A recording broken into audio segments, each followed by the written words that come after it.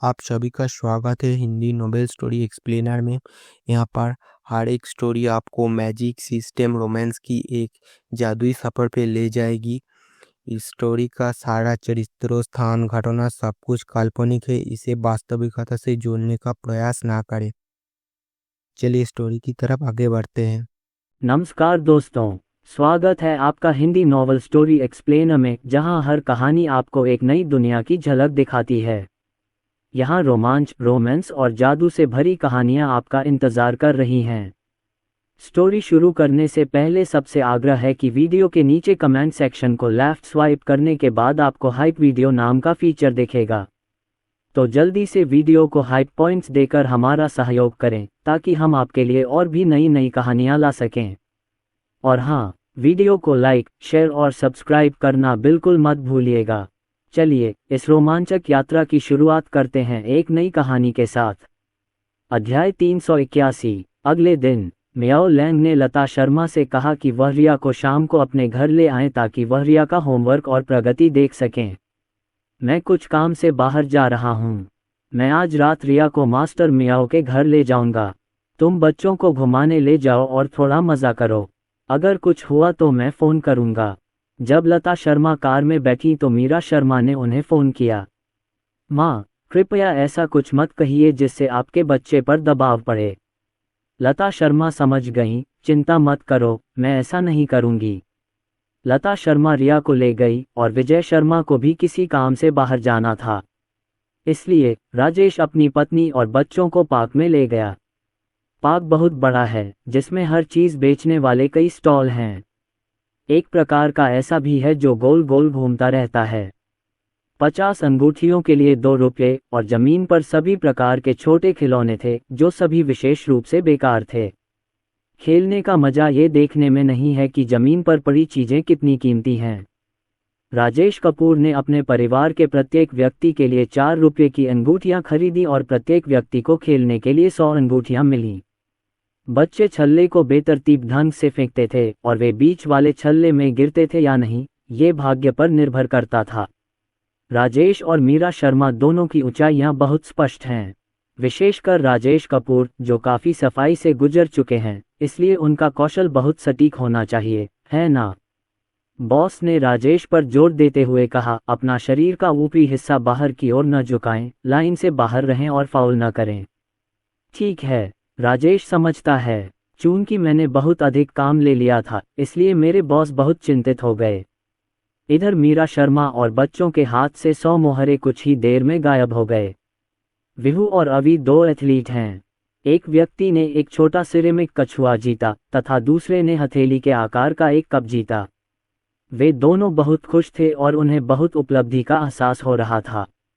बच्चों ने राजेश कपूर की लूटी हुई चीज़ों पर दोबारा नज़र डाली और ईर्ष्या करने लगे।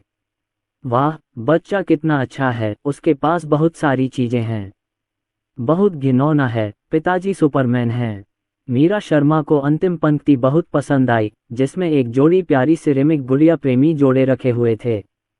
पहली नज़र में ही वह उससे प्यार कर बैठी और काफ़ी देर तक उसे पहनने की कोशिश करती रही, लेकिन वह उसे छू नहीं पाई। उसने राजेश कपूर का हाथ पकड़ लिया और बोली, हनी, मुझे वह चाहिए। क्या तुम मुझे उसे पाने में मदद कर सकते हो? राजेश कपूर ने कहा, मुझे एक बार कोशिश करके देखना चाहिए। गोला बाहर फेंका गया और सीधे लक्ष्य पर लगा। मीरा शर्मा एक छोटी बच्ची की तरह खुशी से दौड़ी। बॉस, ये वही है जो हमें मिला है। चीनी मिट्टी की गुड़िया को खुशी से पकड़े हुए उसने कहा, प्रिय, तुम अद्भुत हो। तनु ने राजेश कपूर के कपड़ों का कोना खींचा। पापा, मुझे वह हीरे की अंगूठी चाहिए। मुझे नहीं पता कि बॉस को ये हीरे की अंगूठी किस बाबी गुड़िया के डिब्बे से मिली। ये कांच से बना है और सूर्य की रोशनी पड़ने पर बहुत सुंदर दिखता है। ठीक है पिताजी, मुझे कोशिश करने दो। तभी ये बात सामने आई। तनु ने खुशी से कहा, हाँ डैडी कमाल के हैं। बॉस नाखुश लग रहा था, लेकिन उसने कुछ नहीं कहा। आखिरकार ऐसा हर दिन नहीं होता कि आप किसी ऐसे व्यक्ति से मिलें जो गोल गोल घूमने में इतना माहिर हो। खेलने आए अन्य बच्चे तनु को ईर्ष्या से देखने लगे। ऐसा लगता है जैसे वह कह रहा हो, वाह, दूसरे व्यक्ति के पिता कितने उबाऊ हैं। वे सभी पिता हैं, इसलिए मेरे पिता भी उनमें फिट हो सकते हैं। तो मैंने पलट कर कहा, पिताजी मुझे ये चाहिए। बच्चे के पिता, बेटा तुम्हारे पिताजी इतने सक्षम नहीं हैं। विहू एक चाबी का गुच्छा चाहता है जिस पर एक छोटी सी वेल लटकी हो। छोटी सुनहरी मछली छोटी और प्यारी है। पिताजी मैं ये चाहता हूँ। कौन सा? ये छोटे सफ़ेद सिरेमिक खरगोश के बगल में है। अब सटीक परिणामों का एक और सेट। अंततः बॉस का चेहरा काला पड़ गया और उसने संदेह से अपने होंठ भींच लिए। क्या ऐसा इसलिए है क्योंकि मेरा दायरा बहुत बड़ा है, या ऐसा इसलिए है क्योंकि दूसरे व्यक्ति को ऊंचाई का लाभ है? बहुत गुस्सा। इस बार राजेश कपूर ढेर सारा सामान लेकर गए और पूरा परिवार खुशी से मुस्कुरा उठा। कुछ बच्चे रोए, पिताजी मुझे वह छोटा खरगोश चाहिए। क्या आप मुझे एक खरगोश दे सकते हैं? पिताजी मुझे वह चाहिए। कृपया मुझे कॉन्डोम दे दीजिए, कृपया। जो पिता पीछे रह गए थे उन्हें लगा कि सिकंदर। मैं आगे की ओर गया और देखा कि कोई व्यक्ति रिंग टॉसिंग खेल रहा था, लेकिन यह एक बड़ा घेरा था और उपहार में ट्रांसफॉर्मर, अल्ट्रामैन और बाबी गुड़िया जैसे खिलौने थे। पैकेजिंग बॉक्स काफ़ी बड़ा है और उपहार बहुत अनुकूल है। 4 लोगों के लिए 20 रुपये, और बॉस आपको खाली हाथ घर नहीं जाने देगा। जब तुम चले जाओगे तो मैं तुम्हें कुछ डॉलर की कीमत की एक छोटी सी गुड़िया दूंगी। एक माता पिता ने अपने बेटे के लिए ट्रांसफॉर्मर खरीदने हेतु 80 रुपये खर्च किए, लेकिन यह अभी भी काम नहीं किया। बच्चे का निराश और उदास चेहरा देखकर पिता असहाय महसूस करने लगा। यहाँ 3 खजानों के अतिरिक्त महान खजान, दूसरा खजान और चौथा खजान खड़े होकर देख रहे हैं। पिताजी आओ इसे पहन लो, मुझे ट्रांसफॉर्मर चाहिए। मुझे एक बाबी गुड़िया चाहिए। मुझे ट्रांसफॉर्मर चाहिए, सबसे बड़ा वाला। पिताजी मुझे वह अल्ट्रामैन चाहिए। पिताजी जल्दी करो, केवल एक ही बचा है। बॉस मुस्कुराया और बोला, तो फिर अपने पिता को एक जाल खरीदने दो। अगर वह उसे पकड़ लेता है तो वह तुम्हारा होगा। कृपया इस समय बॉस की मुस्कुराहट को याद रखें, क्योंकि कुछ समय बाद वह फिर कभी हंस नहीं सकेगा। राजेश कपूर ने 20 रुपये में 4 अंगूठियां खरीदी। अल्ट्रामैन अंतिम पंक्ति में है और उसे मारना आसान नहीं है। राजेश कपूर ने अंगूठी ली, उसे हवा में लहराया और फिर बाहर फेंक दिया। वाह, मुझे समझ आ गया। विहू चिल्लाया और ऊंची छलांग लगाई, जिससे पता चला कि वह कितना खुश था। बॉस ने वह गोला हटा दिया और उपहार विहू को दे दिया। छोटे दोस्त, ये तुम्हारा है, इसे ले लो। बॉस के मन में विचार आया, मैं भाग्यशाली हूँ, मुझे ये पहले ही चक्कर में मिल गया। अगला है एवी का ट्रांसफॉर्मर्स। साइट पर उनमें से 4 हैं, लेकिन उनमें से एक के पास एक अलग सहायक उपकरण है, जो एक तलवार है। अवी ने किनारे वाले की ओर इशारा करते हुए कहा, पिताजी मुझे वह चाहिए। राजेश कपूर किनारे पर चले गए और हवा में इशारा किया। अवी ने ट्रांसफॉर्मर्स को गौर से देखा। आओ डैडी, आओ डैडी। मीरा शर्मा ने अवी को चुप रहने का इशारा किया। चुप, पापा को परेशान मत करो। राजेश कपूर ने फिर से फेंका और हिट हुआ। बॉस थोड़ा हैरान दिखे, शायद इसलिए क्योंकि उन्हें उम्मीद नहीं थी कि राजेश कपूर इतने भाग्यशाली होंगे। उसने सचमुच लगातार 2 बार निशाना साधा। ये तो कमाल की बात है। The third time. तनु को सुनहरे बालों और लाल पोशाक वाली एक बाबी गुड़िया चाहिए थी। राजेश कपूर ने फेंका। मध्य। बॉस के चेहरे की मुस्कान गायब हो गई, लेकिन उसके चारों ओर इतने सारे लोग उत्साह देख रहे थे, इसलिए उसे मुस्कुराते हुए अपना काम जारी रखना पड़ा। लोग उत्साह देखने के लिए इकट्ठा हो गए। इस बार आखिरकार कुछ रोमांचक देखने को मिला। वाह, ये युवक वास्तव में सामान भरने में माहिर है और वह हर चाल में निशाना साधता है। बॉस अब रोने वाला है। उसने 3 के लिए 20 रुपये गंवा दिए। हाँ, देखते हैं कि वह आखिरी वाला भी फिट कर पाता है या नहीं। मुझे नहीं लगता कि वह कर पाएगा। मैं भी यही सोचता हूँ। कोई इतना भाग्यशाली कैसे हो सकता है? हालांकि जैसे ही उन्होंने बोलना समाप्त किया, राजेश कपूर के हाथ में आखिरी गोला आ गया जो विहू चाहता था। विहू ने खुश होकर कहा, धन्यवाद पिताजी। जिन माता पिता के साथ अभी अभी धोखा हुआ था वे ईर्ष्यालु लग रहे थे, और उसका बच्चा पहले से ही जोर जोर से रो रहा था। कितना दुख की बात है। माता पिता ने राजेश कपूर की ओर देखा, बोलने में हिचकिचाहट महसूस कर रहे थे, उनकी आंखों में याचना भरी नजर थी। जैसा कि पिता पुत्र से अपेक्षा की जाती है, बच्चे ने आखिरी गोला राजेश कपूर को सौंप दिया। चाचा, क्या आप कृपया मुझे इसे पहनने में मदद कर सकते हैं? वह रोता हुआ छोटा सा चेहरा बहुत ही दयनीय है। राजेश कपूर ने बच्चे से अंगूठी ली और पूछा, अगर चाचा इसे नहीं पकड़ पाए तो क्या होगा? बच्चे ने अपने आंसू पोंछे और कहा, कोई बात नहीं, इसे ऐसे ही रहने दो, मैं नाराज नहीं होऊंगा। बच्चा लगभग 5-6 साल का है। वह बहुत प्यारा है और बहुत ही मधुर भाषा में बोलता है। बॉस ने असहमति जताते हुए हाथ हिलाया। बिल्कुल नहीं, ये काम आपको स्वयं ही करना होगा, आप दूसरों के लिए ऐसा नहीं कर सकते।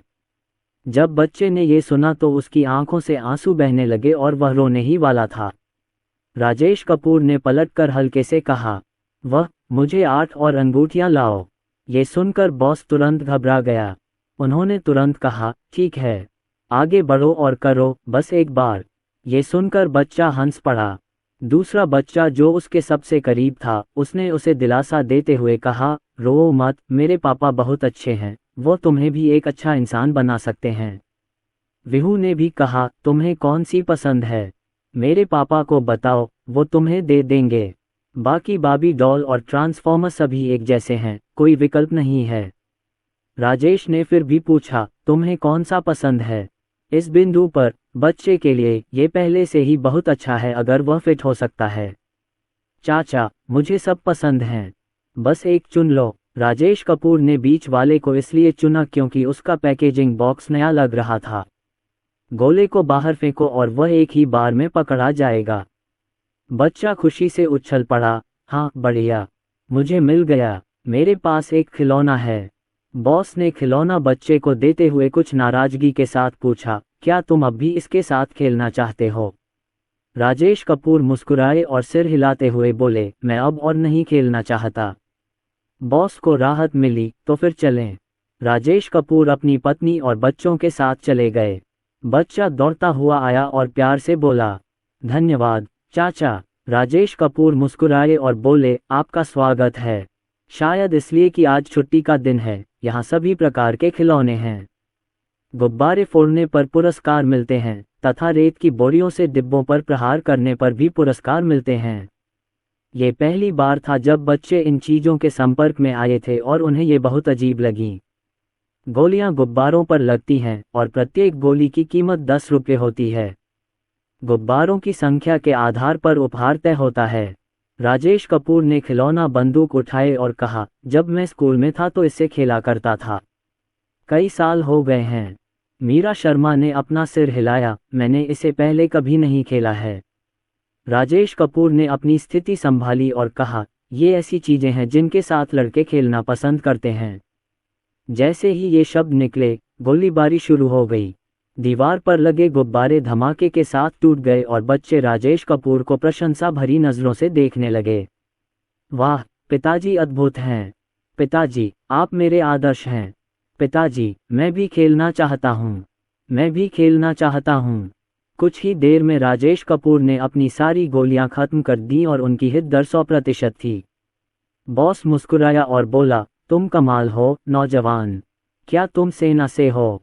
राजेश कपूर ने सिर हिलाकर कहा, नहीं। बॉस ने अपने बैग से एक गुड़िया निकाली। मुझे नहीं लगता कि आप भी ऐसी दिखती हैं। आप इतनी गोरी हैं, इतनी जवान हैं और आपका बच्चा पहले से ही इतना बड़ा हो गया है। बॉस की जेब में लगभग 1 मीटर लंबा एक सफ़ेद भालू का खिलौना था। तनु सचमुच यही चाहती है। बॉस मुस्कुराया और बोला, ये पुरस्कार पाने के लिए तुम्हें 5 बार खेलना होगा और अच्छे अंक लाने होंगे। ये सफ़ेद पांडा देखने में अच्छा लगता है, इसलिए इसे खरीदना महंगा पड़ा होगा। यदि आप लगातार 5 गेम जीतते हैं तो भी यह इसके लायक है। बॉस ने सुझाव दिया, आप 4 और प्रयास क्यों न करें? अगर तुम जीत गए तो मैं ये बड़ा भालू बच्चों को दे दूंगा। देखो वे इसे कितना चाहते हैं। राजेश कपूर ने सिर हिलाकर कहा, ठीक है। बच्चे बहुत खुश हुए। राजेश ने मुस्कुराते हुए कहा, पापा, जीतने का कोई ना कोई तरीका जरूर ढूंढेंगे, लेकिन अगर वो खिलौने नहीं जीत पाए तो कुछ नहीं कर सकते। पिताजी, कृपया अपना सर्वश्रेष्ठ प्रयास करें। ठीक है। दोनों बच्चों ने एक साथ कहा, ठीक है। जब राजेश कपूर बच्चे से बात कर रहे थे, बॉस ने अपनी बंदूक बदल दी। मीरा शर्मा ने ये देखा और फुसफुसाते हुए कहा, हनी, बॉस ने अपनी बंदूक बदल ली है। राजेश यहाँ बिल्ली से जुड़ी बातें समझता है। उन्होंने इन खिलौना बंदूकों को इस तरह से कैलिब्रेट किया है कि किसी चीज़ से टकराने की संभावना बहुत कम है। मीरा शर्मा गुस्से में बोली, तो मैं नहीं खेलूंगी। राजेश कपूर मुस्कुराए, मैंने तुम्हें सारे पैसे दे दिए। मीरा शर्मा ने होंठ भींचते हुए कहा, तो फिर पैसे वापस लो और बॉस की चालाकी उजागर करो। राजेश कपूर ने सिर हिलाया, ये बेकार है। आपके पास कोई सबूत नहीं है कि खिलौने वाली बंदूक में कुछ गड़बड़ है। कुछ देर रुकने के बाद उन्होंने कहा, चिंता मत करो, मेरे पति ने पहले भी कई बार यह खेल खेला है, इसलिए वह निश्चित रूप से जीतने का कोई रास्ता खोज लेंगे। उसने अपना सार मज्जा शुद्ध कर लिया, परंतु सब व्यर्थ। बॉस मुस्कुराया और बंदूक राजेश कपूर को दे दी। राजेश कपूर ने बॉस की ओर एक हल्की मुस्कान के साथ देखा। बॉस को अपनी ओर देखे जाने से थोड़ा डर लगा। दूसरी बार भी राजेश ने हर बार निशाना सही मारा और बॉस ने खिलौने वाली बंदूक को संदेह की दृष्टि से देखा। तीसरी बार राजेश कपूर ने बिना किसी आश्चर्य के लक्ष्य पर निशाना साधा। बॉस थोड़ा शर्मिंदा लग रहा था। राजेश का परिवार बहुत सुंदर है और राजेश का हाव भाव इतना सुंदर है कि उसने बहुत से दर्शकों को आकर्षित किया। राजेश ने भावशून्य भाव से चौथी बार खेला। बॉस शांत नहीं बैठ सका, आप बहुत बढ़िया हैं।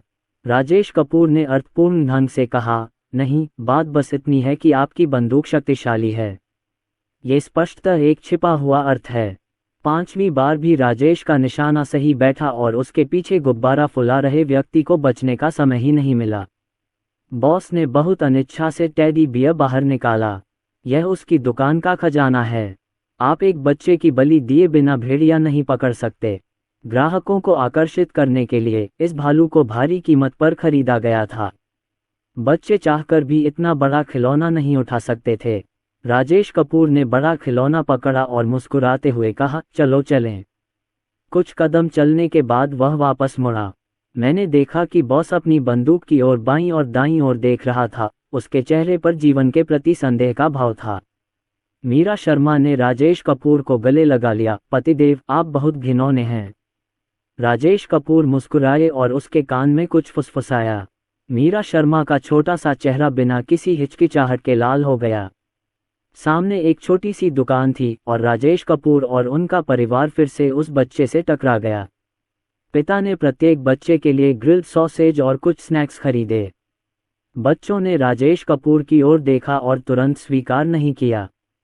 राजेश कपूर मुस्कुराते हुए बोले, जल्दी करो और अंकल को धन्यवाद दो। बच्चों ने खुशी से कहा, धन्यवाद चाचा। बच्चे के पिता ने पूछा, क्या ये भी तुमने कमाया है? थोड़ी ही देर में विहू ने ग्रिल्ड सॉसेज लगभग खत्म कर दिया। मेरे पिताजी ने बंदूक चलाकर यह उपाधि अर्जित की है। वह बहुत ही अद्भुत हैं। तनु ने तुरंत कहा, मैं 5 बार जीत चुकी हूँ और हर बार प्रथम स्थान पर आई हूँ। बच्चे के पिता मुस्कुराए और बोले, वाह, तुम्हारे पिता सचमुच बहुत अच्छे हैं। अवी, जो छोटे छोटे निवाले खा रहा था, ऊंची आवाज में बोला, पिताजी बहुत अच्छे हैं। विहू ने खाना खत्म किया, बांस की छड़ी फेंक दी और पास ही में खुदाई करने वाले यंत्र की ओर इशारा किया। पिताजी, मैं ये खेलना चाहता हूँ। राजेश कपूर को कोई आपत्ति नहीं हुई और वे बच्चों को देखने के लिए ले गए। बच्चा घर जा रहा था और उसने अनिच्छा से राजेश को अलविदा कहा। उसने तनु से पूछा, क्या तुम लोग कल फिर यहाँ खेलने आओगे? तनु ग्रिल्ड सॉसेज खा रही थी और बोली, मुझे नहीं पता। मुझे पापा से पूछना होगा। पिता और पुत्र चले गए। खुदाई मशीन की ओर चलें। यह उत्खनन मशीन छोटी है और बच्चों के बैठने के लिए उपयुक्त है। जैसे ही मैं स्टॉल पर पहुंचा, मालिक ने गर्मजोशी से मेरा स्वागत किया। छोटे, क्या तुम खेलना चाहोगे? इसका किराया 10 रुपये और 2 मिनट है। अवी और विहू उत्सुकता से उसे देख रहे थे और तनु भी अपने हाथ रगड़ रहा था। मालिक ने कुछ रेत खरीदी और उसे ढेर कर दिया और हर जगह रेत ही रेत थी। रिया सबसे दूर खड़ी थी और राजेश ने जाकर उसे उठा लिया। रिया ने फुसफुसाते हुए कहा, पिताजी, मेरे जूते गंदे हैं। राजेश कपूर ने नीचे देखा तो पाया कि उसके जूतों पर रेत लगी है। सौंदर्य प्रेमी रिया ये कैसे बर्दाश्त कर सकती थी। जब राजेश कपूर रिया के छोटे चमड़े के जूते पॉलिश कर रहे थे तो उन्होंने कहा, अभी आगे बढ़ो, हम थोड़ी दूर खड़े होंगे। शिक्षक ने अवी को इसे चलाना सिखाया। यह बाईं और दाईं ओर घूमता है और इस हैंडल का उपयोग मिट्टी खोदने के लिए किया जा सकता है। बॉस के निर्देश के बाद अवी ने जल्दी ही कौशल में महारत हासिल कर ली और खुदाई मशीन को काफ़ी अच्छी तरह से संचालित कर सका। लगातार हंसते हुए, पिताजी, माँ, ये बहुत शर्मनाक है। अवी ने बड़ी सावधानी से दरवाज़ा खोला। जब उसने छोटी टोकरी में रेत डाली तो उसमें से एक भी रेत नहीं गिरी। बॉस ने मुस्कुराते हुए कहा, युवक, तुम्हारे पास बहुत कौशल है। 10 रुपये और 2 मिनट एक झटके में खत्म हो गए और अवी को अभी भी तृप्ति नहीं मिली थी। विहू काफ़ी समय से इसका इंतजार कर रहा था और अब ऊपर जाने वाला था। राजेश ने कहा, अगली है तनु। तनु ऊपर चढ़ गई और कुछ देर तक खुदाई करने वाली मशीन चलाती रही और ऐसा लगा जैसे खुदाई करने वाली मशीन में कोई खराबी आ गई हो। इससे हर जगह रेत फैल गई। सौभाग्यवश वे दूरदर्शी थे और दूर छिप गए, इसलिए उन पर इसका कोई प्रभाव नहीं पड़ा। तनु जोर से हंस पड़ी, ये सचमुच दिलचस्प है। बात सिर्फ इतनी है कि तकनीक पर्याप्त अच्छी नहीं है। इसके बाद 4 खजाने हैं। वह ऊपर नीचे चलते समय बाघ की तरह खूंखार है, लेकिन वह तनु से भी बदतर है। हम रेत नहीं खोद रहे हैं, हम मिट्टी हटा रहे हैं, ठीक है। विहू बहुत आशावादी बच्चा है। उसे नहीं लगता कि उसके हुनर बुरे हैं, बल्कि वो खुद को कमाल का समझता है। 2 मिनट खेलने के बाद भी विहू को पर्याप्त मजा नहीं आया और वह मुंह बनाकर नीचे गिर पड़ा। रिया को खेलना पसंद नहीं है, उसे साफ सफाई पसंद है और वह हिलना डुलना नहीं चाहता। राजेश सभी बच्चों को एक बार फिर खेलने देता है। राजेश कपूर ने मीरा शर्मा से फुसफुसाते हुए कहा, प्रिय, क्या तुमने देखा है कि अभी बहुत स्थिर गति से गाड़ी चला रहा है। मीरा शर्मा ने सिर हिलाया, लगता है अवी को मशीन के अंदर की चीज़ों में दिलचस्पी है। मैं तुम्हें कुछ बताना भूल गया। कुछ दिन पहले एवी के ट्रांसफॉर्मर्स की बैटरियां खत्म हो गईं। मैंने बैटरी ले ली थी, लेकिन मुझे देर हो गई और मैं उसे भूल गया। उसने उसे खुद ही लगा दिया। यहाँ समझाने के लिए कुछ भी विशेष नहीं है, लेकिन अवी का ट्रांसफॉर्मर बहुत खास है। बैटरी डालने के बाद आपको पॉपअप चलाना पड़ता है, जो बहुत तकलीफदेह है। राजेश चुप रहा क्योंकि विहू की उड़ती रेत फिर से शुरू हो गई। खेलने के बाद भी मैं असंतुष्ट महसूस करता हूँ। राजेश कपूर ने समय देखा तो पाया कि उन्हें पता ही नहीं चला कि 5:30 बज चुके हैं। बच्चों को घर ले आओ और खाना बनाओ। लता शर्मा के घर में एक पियानो है और जब उनके पास कुछ नहीं होता तो रिया ऊपर पियानो बजाने चली जाती है। तनु ने अपना स्वयं का हस्तशिल्प शुरू किया और कुछ कलाकृतियां बनाईं। अवी और विहू ने ताइक्वांडो का अभ्यास करना शुरू कर दिया। ऐसा लगता है कि मीरा शर्मा उनकी देखभाल कर रही हैं, लेकिन वास्तव में वह अकेली हैं जिनके पास करने को कुछ नहीं है। थोड़ी देर बैठने के बाद मैंने खिलौनों को व्यवस्थित करना शुरू कर दिया। अचानक उसे ट्रांसफॉर्मर्स और अल्ट्रामैन का लेगो संस्करण मिला। इसे दराज में यथावत रखा जाता है तथा पैकेजिंग बॉक्स को नहीं खोला जाता। मीरा शर्मा मुस्कुराए और बोली, अवी, विहू, इधर आओ, मम्मी को यह मिला है। अवी और विहू वहां आए और एक नज़र देखने के बाद चिल्लाने लगे। राजेश कपूर चौंक गए और रसोई से आकर पूछा, क्या हुआ। मीरा शर्मा मुस्कुराई और बोली, मुझे ये दराज में मिला, मैं बहुत खुश हूँ। राजेश कपूर ने ओह कहा और काम जारी रखने के लिए रसोई में चले गए। मीरा शर्मा ने बच्चों से कहा कि वे अभी पैकेजिंग न खोलें, चलो दादी को फ़ोन करके उनकी राय पूछते हैं। लता शर्मा को बुलाओ। मीरा, मैं गाड़ी चलाने के लिए तैयार हो रहा हूँ। मैं लगभग 15 मिनट में घर पहुँच जाऊँगा। तुम्हारे पिताजी आज रात वापस नहीं आएंगे, उनका अपॉइंटमेंट है। मीरा शर्मा ने बोलने से पहले लता शर्मा के बोलने तक इंतजार किया। माँ, मुझे दराज में कुछ लेगो ट्रांसफॉर्मर और अल्ट्रामैन मिले हैं और बच्चे उनके साथ खेलना चाहते हैं। लता शर्मा ने कहा, ओह, और ऐसा लगा जैसे उन्हें ये बात अभी याद आई हो। खेलो, यह मूलतः उनके लिए खरीदा गया था।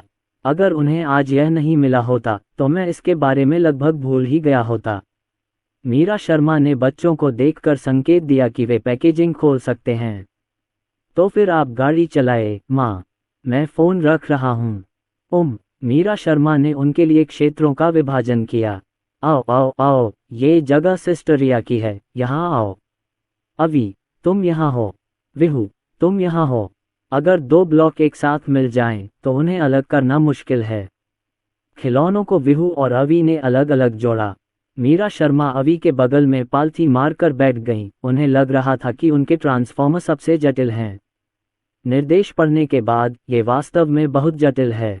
मीरा शर्मा छोटे घरों और कारों जैसी साधारण चीजें भी बना सकती हैं। वह ऐसा नहीं कर सकती। विहू पर एक और नज़र डालने पर ये भी सरल नहीं लगता। वह अभी भी ऐसा नहीं कर सकती। अवी ने चित्रों को ध्यान से देखा, उनकी तुलना की और ऐसा लगा जैसे यह उसके चेहरे पर लिखा हुआ था। कोई बड़ी समस्या नहीं, ये 4 बड़े शब्द हैं। विहू को फिर से देखकर लगता है कि वह बहुत उत्साहित है और उसने सभा की तैयारी शुरू कर दी है। ये ऑपरेशन बाघ की तरह भयंकर है और ऐसा लगता है कि एक व्यक्ति ही इसे संभाल सकता है। मीरा शर्मा ने अपने होंठ भींचे और कहा, ठीक है, पहले तुम लोग इसे जोड़ लो, मैं रसोई में जाकर देखती हूँ। रसोई में आओ। राजेश कपूर खाना बनाना शुरू कर चुके थे। बीवी, दूर रहो, मैं खाना बनाने जा रहा हूँ। मीरा शर्मा एक कदम पीछे हट गईं। राजेश कपूर के कार्यभार संभालने के बाद उन्होंने मीरा शर्मा को अभी भी रसोई में देखा। क्या आपने अपने बेटे के साथ लेगो नहीं खेला? मीरा शर्मा ने अपना सिर हिलाया। यही है ना। मीरा शर्मा को पता था कि राजेश कपूर उन्हें चिढ़ा रहे हैं और उन्होंने अपनी ठुड्डी ऊपर उठा ली। उन्हें मेरी ज़रूरत नहीं है और उन्होंने कुछ भी नहीं मांगा। उन्होंने इसे खुद ही तैयार किया है। राजेश कपूर ने अपनी भौहें उठाईं। सच में, ये तो अद्भुत है। मीरा शर्मा ने सिर हिलाया। वाह, मैं जाकर देखूंगी। 1 मिनट से भी कम समय में मीरा शर्मा वहां आई और हंसने से बचने की कोशिश कर रही थीं। हनी, विहू बहुत मज़ा किया है। अभी तो वो इतना खूंखार था कि मुझे लगा कि वो मुझे चौंका देगा। मुझे इसकी उम्मीद नहीं थी। बस। मीरा शर्मा ने राजेश कपूर को अपनी खींची हुई तस्वीरें दिखाईं। राजेश ने एक क्षण रुककर उस पर नज़र डाली और जब उसने अंतिम उत्पाद देखा तो वह हंसने से खुद को नहीं रोक सका। मीरा शर्मा की तस्वीर डाउनलोड कर ली गई है। पतिदेव, मैं विहू को बताना चाहती थी कि मैंने इसकी स्पेलिंग गलत लिखी है, लेकिन देखो। अगली तस्वीर में विहू का गंभीर और आत्मविश्वास से भरा चेहरा दिखाया गया है, जिससे वह उसे मारने में असमर्थ हो जाती है। राजेश कपूर मुस्कुराए और बोले, बस जब तक विहू खुश है। इसके बाद मीरा शर्मा ने रहस्यमयी अंदाज में कहा, पतिदेव, मैं आपको अवी का दिखाती हूँ। राजेश कपूर ने मीरा शर्मा के शब्दों में छिपा अर्थ सुना। क्या हुआ? मीरा शर्मा द्वारा ली गई तस्वीरों से ये देखा जा सकता है कि ट्रांसफॉर्मर्स ने पहले ही रूप ले लिया है। मैंने अवी के लिए निर्देश पुस्तिका पढ़ी और सोचा कि यह विहू के मुकाबले कहीं ज़्यादा मुश्किल है। मुझे उम्मीद नहीं थी कि अवी किसी बड़े की मदद के बिना ये काम इतनी अच्छी तरह कर पाएगा। राजेश कपूर पास आए और गौर से देखा, यह नकली नहीं है। मैं उन पहेली खेलों के बारे में सोचने से खुद को नहीं रोक सका जो मैंने पहले खरीदे थे, और एवी को भी कोई दबाव महसूस नहीं हुआ। शायद वयस्क लोग इन संयोजनों को 1 और 1 के बराबर 2 के रूप में सरल समझते हैं, लेकिन उन्होंने बच्चों की उम्र वगैरह को नज़रअंदाज कर दिया। आखिरकार वे तो बच्चे ही हैं। राजेश का काम हो गया और मीरा शर्मा ने लता शर्मा को बुलाया। माँ, आप कब वापस आएंगी? 3 मिनट बचे हैं, मैं पहले ही चौराहे पर पहुंच चुका हूं। मीरा शर्मा ने फ़ोन रख दिया और बच्चों को हाथ धोकर उनके साथ खाना खाने के लिए कहा। राजेश ये देखने गया कि अवी और विहू कैसे इकट्ठे हो रहे हैं। खैर, चारों खजानों को एक साथ गड़बड़ कर दिया गया है, उनमें से सभी गलत हैं। जहां तक अवी का सवाल है, उसने जो कुछ भी इकट्ठा किया है वह सही है। इससे वह थोड़ा आश्चर्यचकित हुआ। अवी के पास अपने छोटे भाई बहनों जैसी कोई विशेष खूबियां नहीं हैं, लेकिन ऐसा लगता है कि उसके पास सभी खूबियां हैं। आप उनमें हमेशा अपने छोटे भाइयों और बहनों की परछाई पा सकते हैं। अधिक लंबे समय बाद तक नहीं, लता शर्मा वापस आ गईं। घर में घुसते ही वह बुदबुदाई, बाहर सड़क निर्माण कार्य चल रहा है। मुझे वापस आने के लिए लंबा चक्कर लगाना पड़ा। जल्दी से खा लो, मैं रिया को बाद में बाहर ले जाऊंगा। जल्दी जाओ और जल्दी वापस आओ। रात के खाने के बाद लता शर्मा मेकअप करने और कपड़े बदलने के लिए ऊपर चली गईं। कपड़े पहनने के बाद वह तीनों खजानों को लेकर चला गया। रिया ने अपने होंठ भींच लिए और हर कुछ कदम पर मीरा शर्मा और राजेश कपूर की ओर देखने लगी। पत्नी, कृपया रिया के साथ जाओ। अच्छा, मीरा शर्मा का भी यही विचार था और उन्होंने लता शर्मा को बुलाया। माँ, 1 मिनट रुको, मैं तुम्हारे साथ चलूंगा। मीरा शर्मा ने जल्दी से सामान पैक किया और लता शर्मा के साथ चली गई तथा करीब 9 बजे घर लौटी। इसके बाद राजेश की बारी बच्चों के साथ खेलने की थी। तनु परी कथा की किताब के सभी शब्दों को पहचान सकती है। अभी चुपचाप ट्रांसफॉर्मर्स को स्वयं ही जोड़ रहा था। दूसरी ओर विहू के पास अंततः चिल्लाने के अलावा कोई विकल्प नहीं बचा। पिताजी, इधर आइए। राजेश कपूर पास आए। क्या हुआ?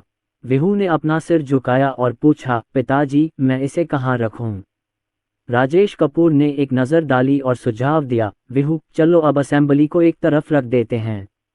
उन्होंने विहू के काम की ओर इशारा करते हुए कहा, पहले ये देख लें कि जो तुमने पहले इकट्ठा किया था वह सही है या नहीं। विहू ने इसे देखा और राजेश कपूर ने निर्देश पुस्तिका में विहू को तैयार उत्पाद का चित्र दिखाया। देखो विहू, यहाँ 4 अल्ट्रामैन चेहरे हैं। जो चेहरा तुमने लगाया है उसे देखो। क्या तुम बता सकते हो कि यह एक अल्ट्रामैन चेहरा है? अगर मैं गलत नहीं हूँ तो उसके सिर पर जो चीज़ है वह कोई हथियार नहीं है, संभवतः वह उसका पैर है। विहू ने आश्चर्य से कहा, सच में? अपने सिर से पैर हटाओ और ब्लॉकों के ढेर के बीच कुछ ढूंढो। राजेश ने उसे पैर का दूसरा हिस्सा दे दिया। धन्यवाद पिताजी, आपका स्वागत है। जब चारों खजानों को एक साथ रखा गया तो वह एक पैर निकला। खैर, ये वास्तव में एक पैर है। राजेश कपूर ने फिर कहा, बेबी, डैडी गलत वाला हटा देंगे और हम उसे वापस जोड़ देंगे, ठीक है?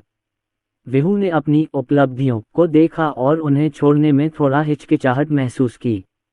राजेश कपूर ने बेबसी से कहा, लेकिन और कोई रास्ता नहीं है। अगर मैं इन्हें गलत तरीके से जोड़कर काम जारी रखूंगा तो ये पुर्जे ठीक से काम नहीं करेंगे। आपका अल्ट्रामैन पूरा नहीं हो सकता। विहू ने एक छोटे वयस्क की तरह आह भरी। ठीक है। जब राजेश ने घर गिराया तो उसका 2/3 हिस्सा नष्ट हो गया था, जिससे विहू बहुत दुखी हुआ। उन्होंने अपने बेटे को दिलासा देते हुए कहा, कोई बात नहीं, अब से हम जल्दी काम करेंगे, है ना? विहू गुनगुनाया। जब राजेश विहू के साथ था तो वह वास्तव में अपने सामने बैठे अवी पर ध्यान दे रहा था। अवी ने निर्देशों की बहुत सावधानी से तुलना की और फिर भागों की तलाश शुरू कर दी। अवी मोटा है और चारों में सबसे मजबूत है, गोल मटोल और प्यारा। जब वह अपना सिर नीचे करता है तो उसका गोल मटोल सा चेहरा और मुंह एक बहुत ही प्यारी तस्वीर बनाते हैं, और जब वह अपना सिर एक तरफ घुमाता है तो उसका छोटा सा चेहरा बहुत प्यारा लगता है। जब से बच्चों ने स्कूल जाना शुरू किया है, राजेश ने शायद ही कभी उन्हें करीब से देखा हो। मुझे अभी एहसास हुआ कि अवी अब बहुत अधिक स्थिर हो गया है। अवी, क्या तुम्हें पापा की मदद चाहिए? अवी ने निर्देश लिया और पूछा, पिताजी, इसका क्या मतलब है? राजेश कपूर ने एक नज़र डाली और कहा, इसका मतलब है कि ऊपर एक मंजिल होनी चाहिए जिसे खाली घर जैसा बनाया जाए और हमें इस छोटे आदमी को उसमें रखना होगा। अवी तुरंत समझ गया और मुस्कुराते हुए बोला, धन्यवाद पिताजी, आपका स्वागत है। राजेश कपूर की मदद से विहू ने अल्ट्रामैन को जल्दी पूरा कर लिया। चौथा बच्चा चिल्लाया और खुशी खुशी दूसरे बच्चे को चीजें बांटने के लिए दे दी। राजेश कपूर अवी के सामने बैठ गए। ट्रांसफॉर्मर्स ने इसका केवल 2/3 हिस्सा ही इकट्ठा किया था, लेकिन राजेश कपूर की राय में ये पहले से ही अद्भुत था। अवी न तो अधीर था और न ही चिंतित, और उसने धीरे धीरे और आराम से सामान इकट्ठा किया। राजेश कपूर के पास करने को कुछ नहीं था, इसलिए वह चुपचाप किनारे से देखते रहे। उन्हें इस बात से बहुत राहत मिली कि यद्यपि बच्चों में अलग अलग स्तर की कमियां थीं, फिर भी लेकिन उसका स्वभाव खराब नहीं है और उसके पास कई खूबियां हैं जिस पर उसे बहुत गर्व है। बस अपना समय लो, पिताजी मेरे लिए कुछ फल काटने वाले हैं, ठीक है? अच्छा, राजेश कपूर ने खरबूजा काटते हुए कहा, बच्चों आओ और खरबूजा खाओ। वह कुछ अवी के लिए लाया और ये देखकर कि अवी बहुत गंभीर था, राजेश कपूर ने उसे खिला दिया। क्या आप थके हैं? थका नहीं, 8:30 बजे हैं। राजेश ने मीरा शर्मा को संदेश भेजकर पूछा कि वह कब वापस आएंगी। लगभग 9 बजे मीरा शर्मा ने तुरंत संदेश का उत्तर दिया। राजेश ने तनु और विहू को नहलाना शुरू कर दिया। राजेश कपूर उन्हें बिस्तर पर ले गए। लता शर्मा अभी भी उसी छोटे बिस्तर का उपयोग कर रही हैं जिसका वह पहले उपयोग करती थीं। जाने से पहले उसने बच्चों से कहा, सो जाओ, पापा अवी को देखने गए हैं और मम्मी और रिया के घर आने का इंतजार करो। बच्चे आज खेलते खेलते थक गए थे, इसलिए उन्होंने राजेश कपूर को गुड नाइट कहा और करवट बदलकर सो गए। लेकिन दूसरे और चौथे बच्चे की नींद की स्थिति का वर्णन करना बहुत कठिन है।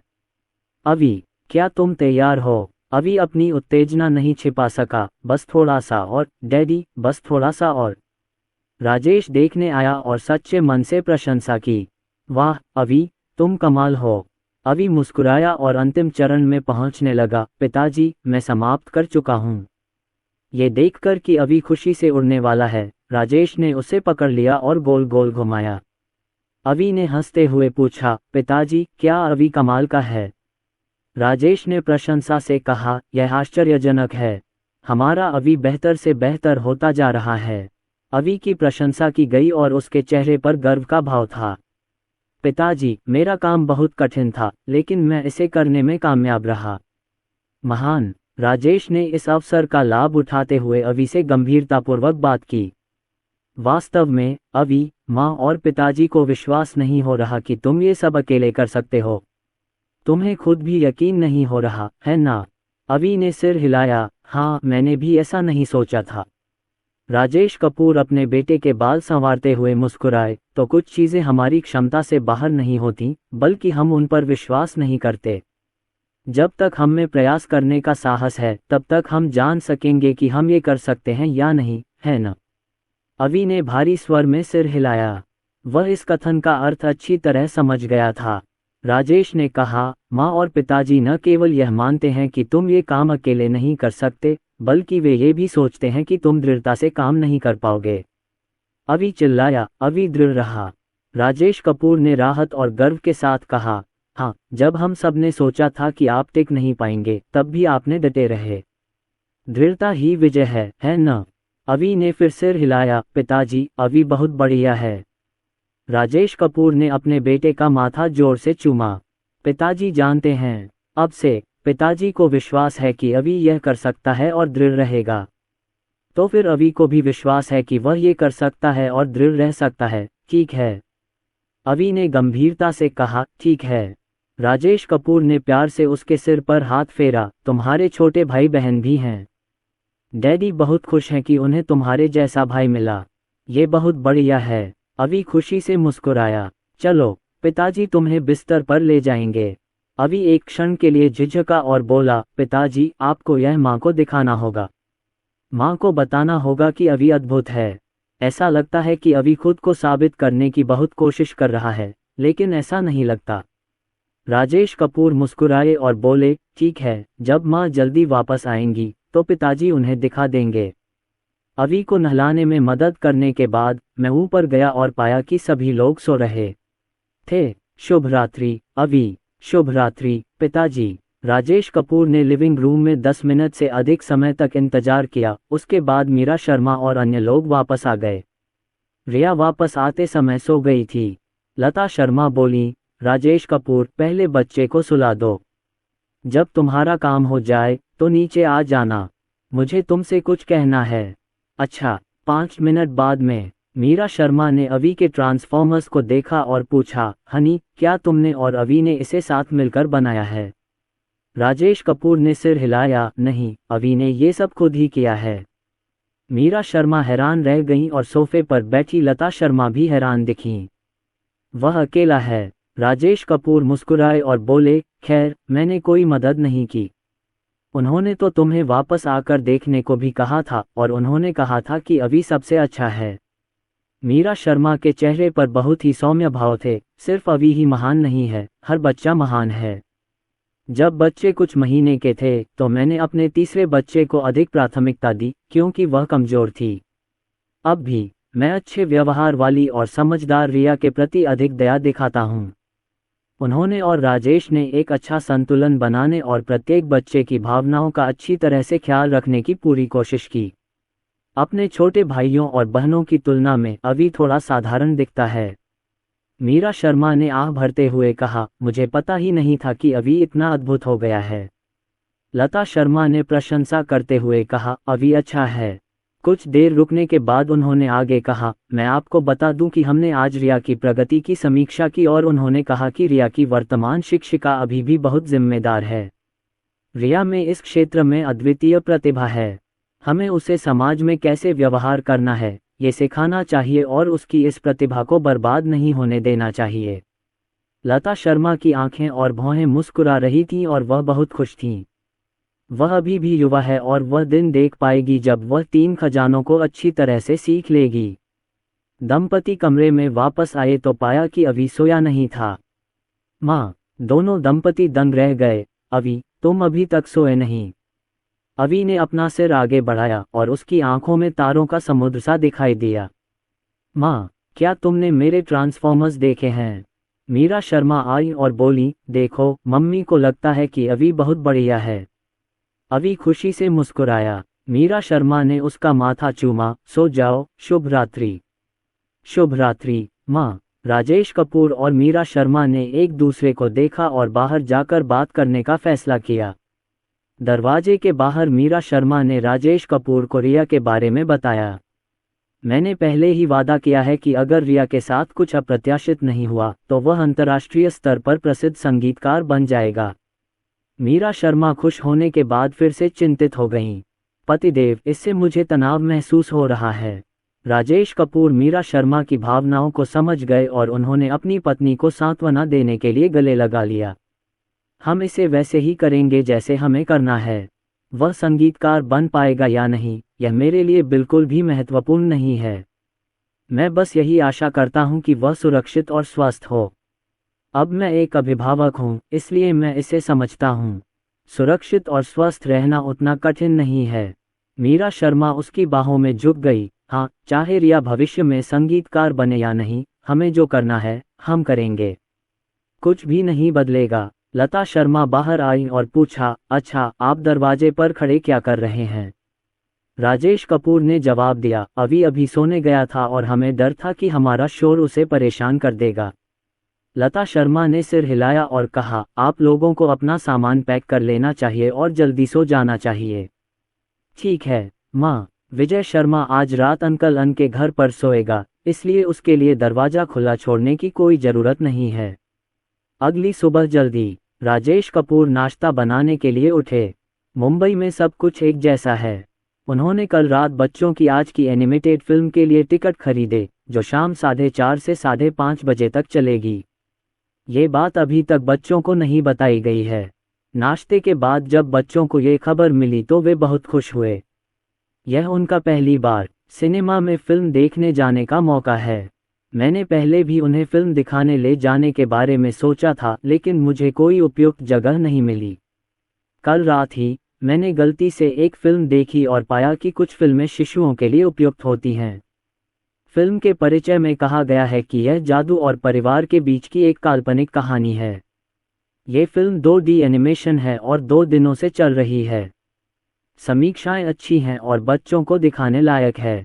चारों बच्चों को उनकी ऊंचाई को देखते हुए टिकट खरीदने की आवश्यकता नहीं है। एक बच्चे के लिए तो आसान है, लेकिन 4 बच्चों का क्या? सबके लिए सीटें तो व्यवस्थित करनी ही होंगी। सिनेमा घर पहुंचकर राजेश ने अपना टिकट लेने के लिए QR कोड स्कैन किया। मीरा शर्मा अपने बच्चों को पॉपकॉर्न और आलू के चिप्स खरीदने ले गईं। आमतौर पर राजेश बच्चों के लिए ये व्यंजन खुद बनाते हैं। यह उनका पहली बार पॉपकॉर्न खाने का अनुभव था। वे इससे पहले इसे खाने के लिए बहुत छोटे थे और उन्हें अपच का डर था। पेय के रूप में खरीदा गया दूध शिशुओं के लिए उपयुक्त है। राजेश कपूर अपना सामान संभालते हुए समय देख रहे थे। अभी 10 मिनट बाकी थे और टिकट चेकिंग शुरू हो चुकी थी। सिनेमा घर पहुंचकर जब पूरा परिवार बैठ गया तो राजेश ने चारों बच्चों को नाश्ता दिया। खाने के बाद कूड़ा इधर उधर मत फेंकना, इसे यहीं रख दो, पिताजी बाद में इसे उठा लेंगे, समझे? चारों खजानों ने स्पष्ट उत्तर दिया, मुझे पता है।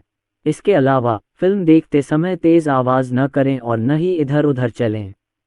इससे फिल्म देख रहे दूसरे लोगों को परेशानी होगी। ठीक है, मुझे पता है। इतना कहकर राजेश कपूर संतुष्ट हो गए और मीरा शर्मा के पास गए। पत्नी, ये तुम्हारे लिए है। मीरा शर्मा ने देखा कि ये कुछ ऐसे स्नैक्स थे जो वयस्कों के लिए उपयुक्त थे। मीरा शर्मा ने मीठी मुस्कान के साथ कहा, पतिदेव, आपने ये कब तैयार किया? मैंने इसे बहुत पहले तैयार किया था, लेकिन मैंने इसे अपने बैग में रख लिया ताकि बच्चे इसे न देख सकें। जैसे ही मीरा शर्मा ने रैपिंग पेपर फाड़ा, विहू की नाक हिल गई और उसने देखने के लिए अपना सिर बाहर निकाला। माँ, आप क्या खा रही हैं? दंपति ने एक दूसरे को देखा और आह भरी। ओह, ये नाक सचमुच बहुत संवेदनशील है। मीरा शर्मा ने विहू को पास आकर देखने को कहा। देखो, ये सब मिर्चें हैं। विहू ने सावधानी से पूछा, अच्छा, क्या मैं भी चख सकता हूँ? वह इसलिए सतर्क नहीं थे क्योंकि उन्हें डर था कि राजेश कपूर और मीरा शर्मा असहमत होंगे। लेकिन मुझे मिर्च से डर लगता है। मीरा शर्मा को कोई आपत्ति नहीं थी। ठीक है, चख कर देखते हैं। विहू ने सावधानी से एक घूंट लिया, अपने होठों को चाटा और एक गहरी सांस ली। राजेश कपूर ने जल्दी से पानी दिया और कहा, पी लो। जब विहू ने पानी पी लिया तो उसे लगा कि वह भी एक और निवाला खा सकता है। माँ, क्या मैं एक और स्वाद ले सकता हूँ? विहू के इस तरह कई बार बगल में कूदने के बाद फिल्म शुरू होने वाली थी। राजेश कपूर मुस्कुराए और बोले, अपनी सीट पर वापस जाओ और फिल्म देखो। फिल्म देखने आए अधिकांश लोग अपने बच्चों के साथ आए माता पिता थे और हर जगह बच्चे ही बच्चे थे। फिल्म शुरू होती है। मीरा शर्मा ने खाना खाया जबकि राजेश कपूर ने उनकी देखभाल की। पत्नी, क्या आप थोड़ा पानी लेंगी? पत्नी, कचरा इस थैले में फेंको। क्या यह मसालेदार है? क्या आप थोड़ा पानी लेंगे? मेरे पीछे खड़े एक व्यक्ति ने चुपचाप एक फ़ोटो खींच ली और उसे व्हाट्सएप मोमेंट्स पर पोस्ट कर दिया। ये बच्चों के लिए एक विशेष फिल्म है और मुझे अभी भी कुत्ते का खाना खिलाया जा रहा है। मैं बहुत थक गया हूँ और गुस्से में हूँ, उसने उत्तर दिया। वह आदमी उस औरत की देखभाल करता रहा और वह उसे पत्नी कहती रही। अरे, मैं बहुत उदास हूँ। angry.jpg, उसने बी को उत्तर दिया। वो औरत भी बहुत सुशील है। मैंने उसे चुपके से देखा, वो बहुत खूबसूरत है। वह आदमी भी अच्छा दिखने वाला है। 1 मिनट से भी कम समय में उसने अपने मित्रों का एक और समूह पोस्ट कर दिया। हे भगवान, उनके असल में 4 बच्चे हैं। क्या? और वे बहुत आज्ञाकारी हैं और दिखने में भी बहुत अच्छे लगते हैं। अफसोस की बात है कि अंधेरा बहुत था, इसलिए मैं उन्हें देख नहीं पाया। 1 मिनट से भी कम समय में उसने आपके मोमेंट्स पर एक और संदेश पोस्ट कर दिया। अरे, मैं तो इस परिवार पर पूरी तरह मोहित हो गया। एक छोटे लड़के ने गिड़गिड़ाते हुए कहा, माँ, क्या मैं एक निवाला और खा सकता हूँ? अगर तीखा भी हो तो भी चलेगा। मुझे इसमें थोड़ा खाने का शौकीन नजर आ रहा है। ये छोटा सा लड़का जरूर खाने का शौकीन होगा। XSWL, वो छोटा सा खाने का शौकीन बस खाने का एक निवाला पाने के लिए कोने में छिपा बैठा था, पानी पी रहा था और लगातार खा रहा था। तीखेपन की वजह से सांसें जोर से खींच रहा था। ऐसा लग रहा था जैसे वो रेड सूप हॉट पॉट खा रहा हो। मुझे नहीं पता कि ऐसा इसलिए हुआ क्योंकि मैंने कुछ मसालेदार खा लिया था या ज़्यादा पानी पी लिया था, लेकिन मुझे अब शौचालय जाना है। मुद्दा ये नहीं है, असल बात यह है कि बच्चे के पापा कितने लंबे हैं। ऊपर वाली तस्वीर में खुद ही देख लीजिए। टिप्पणी का उत्तर, मुझे यकीन है कि वह निश्चित रूप से एक सुंदर लड़का है। टिप्पणी का उत्तर, हाँ, मुझे भी लगता है कि यह स्वभाव अच्छा है, बिल्कुल अद्भुत। टिप्पणी का उत्तर, ध्वनि भी बहुत अच्छी है, बहुत स्पष्ट। टिप्पणी का उत्तर, कितने दुख की बात है, इतनी कम उम्र में शादी करना कितना कष्टदायक है। फिल्म काफ़ी अच्छी है। ये 3D और 2D दोनों संस्करणों में उपलब्ध है। 3D संस्करण समाप्त हो गया है और अब 2D संस्करण है। यदि ये 3D होता तो देखने का अनुभव और भी बेहतर होता। खाना खाने के बाद वे हाथ पकड़े रहे, औरत उस आदमी के कंधे पर टिकी रही। मेरे बॉयफ्रेंड, तुम कहाँ हो? बच्चों की फिल्में आमतौर पर ज़्यादा लंबी नहीं होतीं और कहानी भी बहुत अच्छी थी। थिएटर में सभी बच्चे, जिनमें 4 छोटे बच्चे भी शामिल थे, हंस रहे थे और चिल्ला रहे थे। खाना खत्म करने के बाद राजेश कपूर ने थैला खोला और कहा, आओ, कचरा यहीं फेंक दो। उसकी परवरिश अच्छी हुई है। उसे पता है कि लापरवाही से कूड़ा नहीं फैलाना चाहिए। थिएटर से बाहर निकलकर राजेश ने मुस्कुराते हुए बच्चों से पूछा, क्या फिल्म अच्छी थी? चारों बच्चों ने एक स्वर में उत्तर दिया, ये बहुत अच्छा लग रहा है। भविष्य में जब कोई अच्छी फिल्म आएगी तो मम्मी पापा तुम्हें साथ में देखने के लिए ले जाएंगे, ठीक है? ठीक है, ठीक है। सिनेमा से बाहर आई छोटी बच्ची ने व्हाट्सएप पर बार बार मोमेंट्स पोस्ट किए। चलो, मैं तुम्हें दिखाता हूँ कि अच्छे दिखने का क्या मतलब है। 9 वर्ग ग्रिड में सभी कच्ची तस्वीरें लगा दी गई हैं। टिप्पणी, हे भगवान, ये जोड़ा कितना सुंदर है और इनके बच्चे बिल्कुल अपने माता पिता जैसे हैं। जवाब, हाँ हाँ, वो बेहद खूबसूरत है। मैंने बस एक नज़र डाली और देखा कि उसने कोई मेकअप नहीं किया था। उसकी त्वचा और रंग रूप लाजवाब है। टिप्पणी, मैं लाइव प्रसारण का इंतज़ार कर रहा था और आखिरकार मुझे कुछ न कुछ मिल ही गया। बुरा नहीं। उत्तर, सबसे पहले आपको याद करने के लिए। टिप्पणी, हाँ, एक अकेले व्यक्ति के रूप में क्या आपको दिल टूटने का एहसास नहीं होता? जवाब, निकल जा यहाँ से। तुम तो ऐसे बोल रही हो जैसे सिंगल ही नहीं हो। टिप्पणी, मैं बस ये जानना चाहता हूँ कि क्या फिल्म अच्छी है। इसके पीछे की कहानी क्या है? जवाब, कौन सी फिल्म? क्या ये ज़रूरी है? क्या लोगों को अपना प्यार जताते देखना अच्छा नहीं लगता? टिप्पणी, मुझे आज आपके साथ न जाने का अफसोस है। मुझे आज तक इतनी खूबसूरत कोई नहीं मिली। कितने अफसोस की बात है। जवाब, अपनी कल्पनाएं छोड़ दो, वह शादीशुदा है, बेवकूफ़। टिप्पणी, आपके पास 2 कुत्ते हैं, एक आपके लिए और एक आपके लिए। उत्तर, आपके पास बहुत सारे ए ग्रेड हैं, आपके पास अभी भी बहुत सारे ए ग्रेड हैं। फिल्म देखने के बाद राजेश और मीरा शर्मा बच्चों को घुमाने ले गए। वे घर लौटने से पहले लंबी छुट्टियां खत्म होने तक इंतजार करते रहे। इस अवधि के दौरान 3 खजाने यहाँ अध्ययन करेंगे। लियू किंग ने पहले कहा था कि वह मेरठ वापस जाएगी, लेकिन अचानक वह चेन्नई वापस चली गई। उसके ससुर बीमार थे, इसलिए 3 लोगों का परिवार उनसे मिलने आया था। नहीं, मैं उससे मॉल में मिला था। माँ और बेटी ने 6 बजे के बाद फिल्म देखी। लियू किंग ने मुस्कुराते हुए पूछा, फिल्म कैसी थी? क्या यह अच्छी थी? मीरा शर्मा मुस्कुराईं और बोली, बुरा नहीं है, बच्चों को ये बहुत पसंद है। तुम्हारा क्या हाल है? तुम्हारे ससुर कैसे हैं? ये बोलते हुए लियू किंग के चेहरे पर मुस्कान धीरे धीरे गायब हो गई और उसने आह भरी।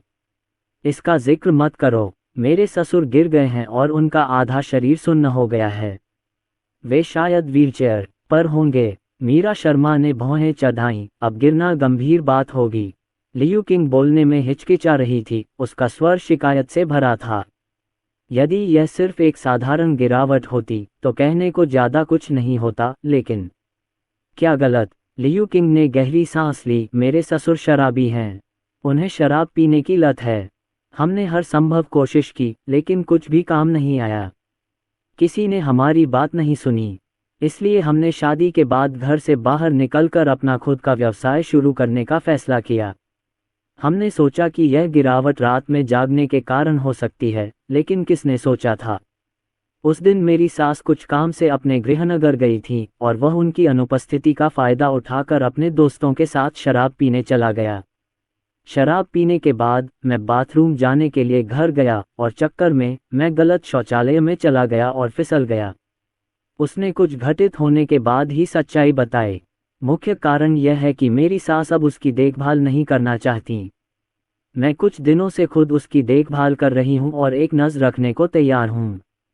जब इस मामले का उल्लेख किया गया तो लियू किंग की भौहें ढीली नहीं हुईं। अरे, आपकी उम्र 50 से ऊपर हो चुकी है और आप इतने जिद्दी हैं और फिर भी वही करते हैं जो आप चाहते हैं। मेरी सास ने यह बात गुप्त रखी क्योंकि वह बहुत शर्मिंदा थीं। मीरा शर्मा को समझ नहीं आ रहा था कि क्या कहें। विजय शर्मा और देवेंद्र कपूर भी शराब पीना पसंद करते हैं, लेकिन वे सलाह सुनने में माहिर हैं और उनकी पत्नियां उन पर नियंत्रण रख सकती हैं। अब जबकि उनका जीवन बेहतर हो गया है, वे कभी कभार ही सामाजिक अवसरों पर शराब पीते हैं। अधिकतर यह सिर्फ कुछ पेय पदार्थ ही होते हैं, कोई बड़ी बात नहीं। जब ऐसा कुछ होता है तो उसके बारे में सुनकर ही सिर दर्द होने लगता है। यह कोई बड़ी बात नहीं है, कम से कम किसी को चोट तो नहीं आई। लियू किंग ने आह भरते हुए कहा, हमने भी यही सोचा था। हम और क्या कर सकते हैं। वे दोनों बातें करते रहे जबकि राजेश 6 बच्चों को नाश्ता कराने ले गया। तियानतियान ने खाना खाते हुए कहा, मेरे दादाजी बीमार हैं। वह गिर गए हैं और अस्पताल में हैं। जब उन्होंने अस्पताल शब्द सुना तो चारों खजानों के चेहरे थोड़े बदल गए। तनु ने कांपते हुए कंधे से कहा, मुझे इंजेक्शन जरूर लगेगा। इंजेक्शन से दर्द होता है। विहू के चेहरे पर झुर्रियां पड़ गईं, तब तो मुझे कोई कड़वी दवा पीनी पड़ेगी। एक बार मीरा शर्मा को हल्की खांसी हो गई ताकि कक्षा में बच्चों को संक्रमण न हो। झटका पी लो। विहू को ये बहुत स्वादिष्ट लगा और उसने मीरा शर्मा पर इसे अकेले खाने का आरोप लगाया। मीरा शर्मा के पास उसे इसका स्वाद चखाने के अलावा कोई विकल्प नहीं था, जिससे विहू डर गया। ये सर्दी का इलाज कुछ अन्य सर्दी के इलाजों की तरह नहीं है जो मीठे और बहुत कड़वे होते हैं। तियानतियान ने सिर हिलाया, हाँ, मुझे बहुत सारी दवाइयाँ लेनी होंगी और बहुत सारे इंजेक्शन लगवाने होंगे। मैंने देखा है। अब समय हो गया है। लियू किंग और उनकी बेटी फिल्म देखने जा रहे हैं। अलविदा, हम बाद में फिर खेलेंगे। तियानतियान ने अपने छोटे हाथ हिलाते हुए कहा। लौटने के लता शर्मा और विजय शर्मा को सोफे पर बैठे देख मीरा शर्मा ने उन्हें इस घटना के बारे में बताया। इसका मुख्य उद्देश्य विजय शर्मा को यह बताना था कि वह इसे एक चेतावनी के रूप में लें और भविष्य में कम शराब पिएं। रिया ने चिंतित भाव से विजय शर्मा की ओर देखा। दादाजी, आप थोड़ा ही पी सकते हैं, ज्यादा मत पीना। अवि ने आगे बताया, मैंने ज्यादा पी लिया और गिर पड़ा। मुझे इंजेक्शन और दवा के लिए अस्पताल जाना पड़ा। ये बहुत डरावना था। तनु ने अपने हाथ कमर पर रखे और बड़े होते हुए कहा, अब से हमें दादाजी पर नजर रखनी होगी और उन्हें शराब नहीं पीने देना होगा। विहू ने भी कहा, हाँ, दादाजी पर नजर रखना, पीना मत। दादी भी नहीं पी सकती। दंपति के दिलों में गर्माहट महसूस हुई। विजय शर्मा ने बड़े प्यार से इस छोटी मूली को छुआ और फिर उस छोटी मूली को। वह कहता रहा, ठीक है दादाजी, मैं अब से शराब पीना छोड़ दूंगा। अन्यथा क्या यह मेरे पोते पोतियों की मुझ पर की गई दयालुता की बर्बादी नहीं होगी।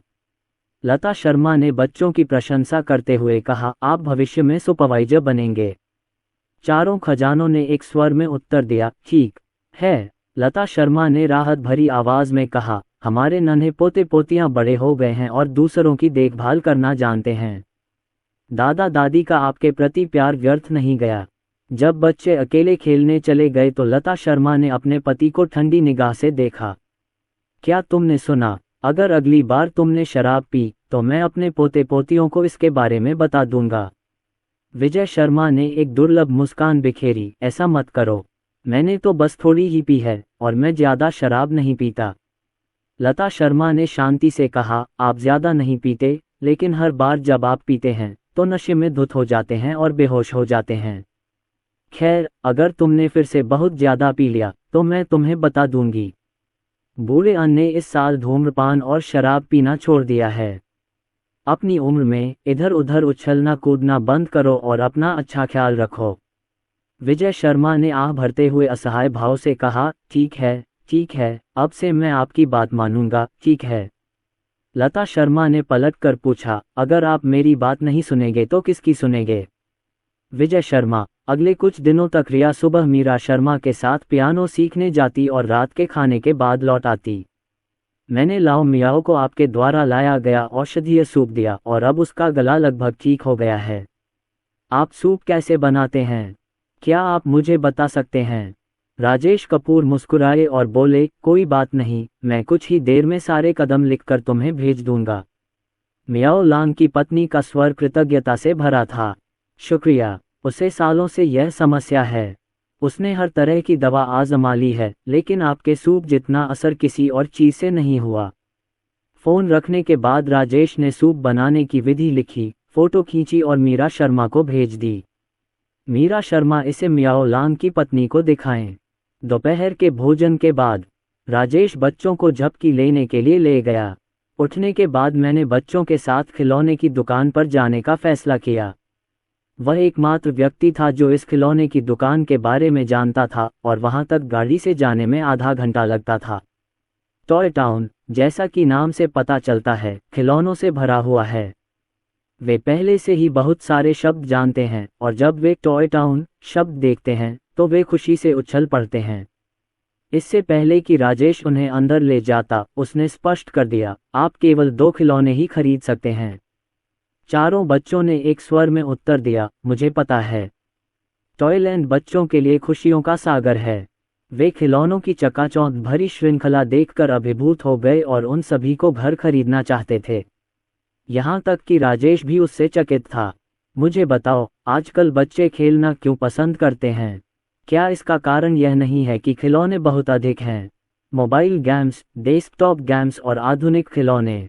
यदि मैं आपकी जगह होता तो मैं निश्चित रूप से इतने सारे दिलचस्प खिलौनों के साथ खेलना चाहता। कौन इसका विरोध कर सकता है? राजेश कपूर उन्हें ऐसे ले जा रहे थे मानो वे किसी भूल भुलैया में चल रहे हों। यदि सुरक्षा रस्सियां न होती तो ये तीनों हस्की निश्चित रूप से पिंजरे से बाहर कूद जाते। दूसरी मंजिल पर रिचार्जेबल कारें, हवाई जहाज और 1 मीटर ऊंचा रोबोट है। बुद्धिमान, गाना गाने में सक्षम, प्राचीन कविताएं सुनाने में सक्षम तथा कुछ सरल गतिविधियां भी कर सकता है। उदाहरण के लिए हाथ बढ़ाना, सिर हिलाना आदि। इसकी कीमत 2004 है। ये देखकर कि अभी चलने में असमर्थ है, राजेश कपूर ने एक सुझाव दिया। ये कैसा रहेगा? चलो थोड़ा और देखते हैं। अगर हमें कुछ ठीक न लगे तो हम वापस आकर खरीद लेंगे। अवी ने सिर हिलाया। उसकी आवाज़ उसकी निराशा को छुपाने में असमर्थ थी क्योंकि उसने कहा, ठीक है। आखिरकार हर किसी के पास खरीदने के लिए केवल 2 ही मौके होते हैं, इसलिए इसका पूरा लाभ उठाएं। ये सुनकर दुकान मालिक चिंतित हो गया। मत जाओ बच्चे, ये हमारी दुकान में आखिरी है। जब तुम बाद में वापस आओगे तो शायद अन्य बच्चे भी इसे खरीद लेंगे। अवी तो और भी ज्यादा जाने को तैयार नहीं था। पापा, अगर ये चीज़ चली गई तो क्या होगा?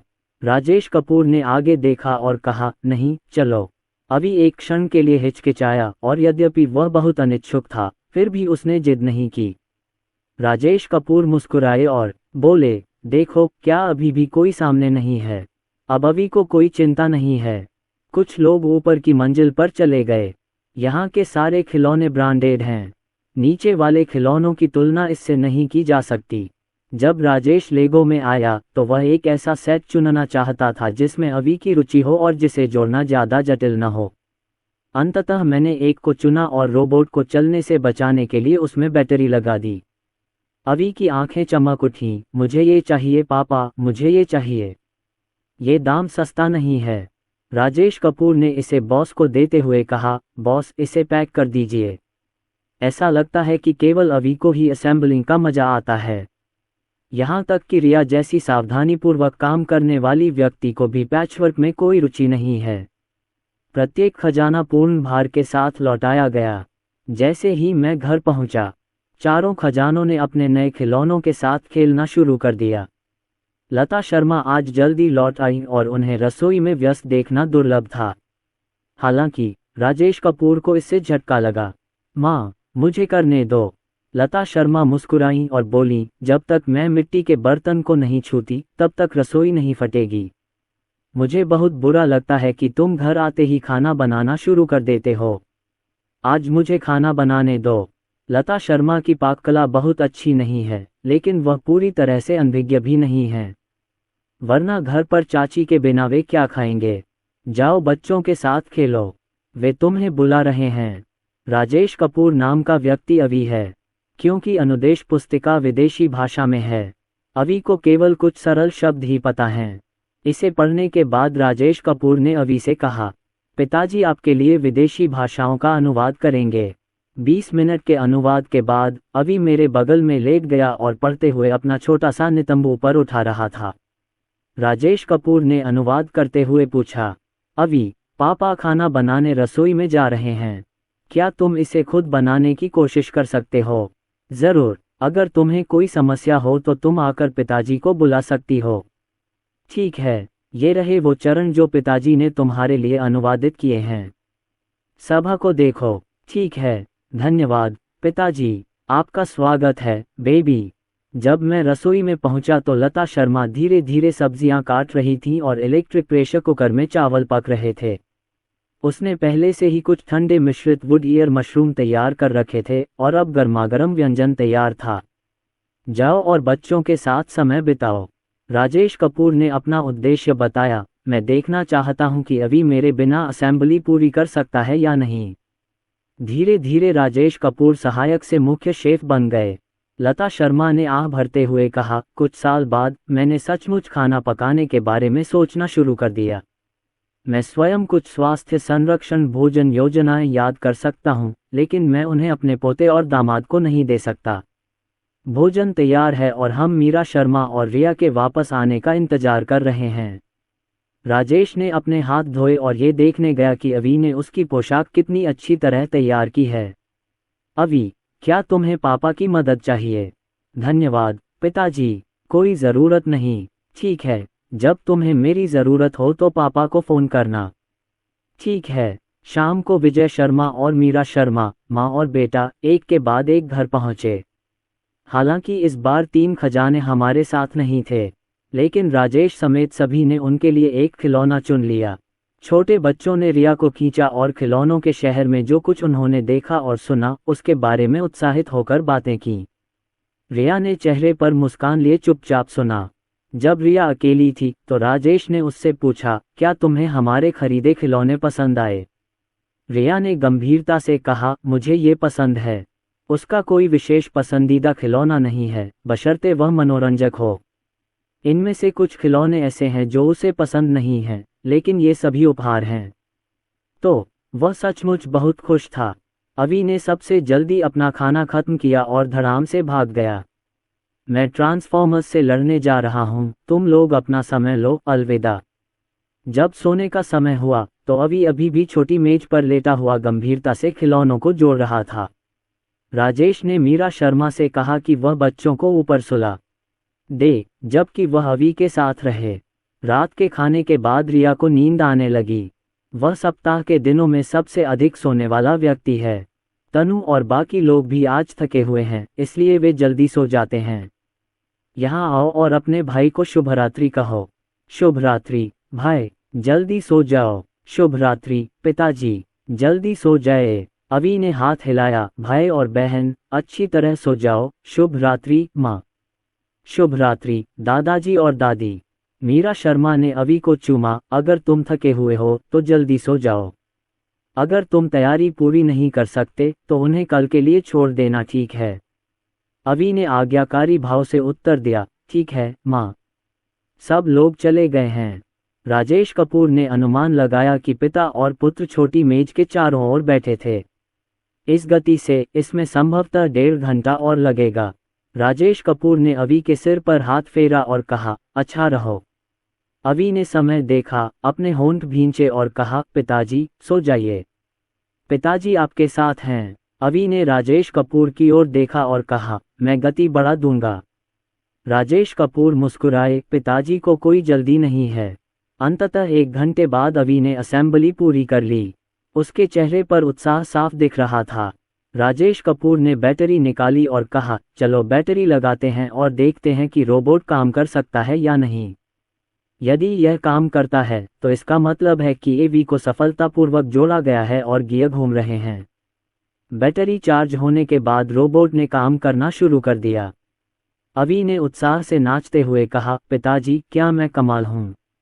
राजेश को अवी पर सचमुच गर्व था, अद्भुत। अवी को अपनी कड़ी मेहनत का परिणाम बहुत पसंद आया और वह इसे मीरा शर्मा को दिखाकर खुश हुआ। पिताजी, मुझे यह माँ को दिखाना है।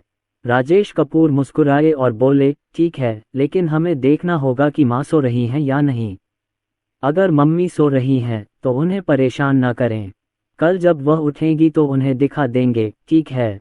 अवी थोड़ा हिचकिचाया, लेकिन फिर भी सिर हिलाया और कहा, अच्छा। मीरा शर्मा सोई नहीं और सीढ़ियों पर पिता पुत्र से मिली। मैं तो बस ये देखने आया था कि तुम लोगों का काम पूरा हो गया है या नहीं। अवी आश्चर्य से चिल्लाया और मीरा शर्मा के आदमियों को नीचे ले गया। माँ, आओ और देखो, मैंने इसे पहले ही इकट्ठा कर लिया है। मीरा शर्मा ने राजेश कपूर की तरफ देखा, सच में अवी कमाल का है। क्या डैडी मदद कर सकते हैं? राजेश ने तुरंत कहा, मैंने मदद नहीं की। अवी ने ये सब अपने आप किया। मीरा शर्मा ने अपने बेटे के माथे को जोर से चूमा और उसे अंगूठा दिखाया। अवी, तुम कमाल हो। छोटी सी मेज पर आकर अवी ने मीरा शर्मा को अपने काम के परिणाम दिखाए। मीरा शर्मा ने कहा, वाह, ये तो बहुत जटिल है। अगर मैं अपनी माँ से भी इसे बनाने के लिए कहूँ तो भी वह शायद ऐसा न कर पाएं। अवी ने खुशी से अपनी ठुड्डी उठाई। क्या अवी अद्भुत नहीं है? ये सचमुच आश्चर्यजनक है। ये बहुत ही बढ़िया है। अवी तो संतुष्ट होकर सो गया, लेकिन राजेश कपूर विचारों में खोया रहा। तुमने कहा था कि अवी अपने हाथों से बहुत अच्छा काम करता है। तुम उसे कुछ सीखने क्यों नहीं देते? वह हर समय खिलौने जोड़ता नहीं रह सकता। मीरा शर्मा ने सिर हिलाया। हाँ, अब बच्चे बड़े हो गए हैं, उनकी रुचियां और शौक धीरे धीरे सामने आ रहे हैं। जब वे दोनों बातें कर रहे थे, मीरा शर्मा ने अपने माथे पर थप्पड़ मारा। ओह, एक और बात है जो मैं तुम्हें बताना चाहता हूँ। वह सो नहीं पाए, इसका कारण वास्तव में ये घटना थी। यह क्या है?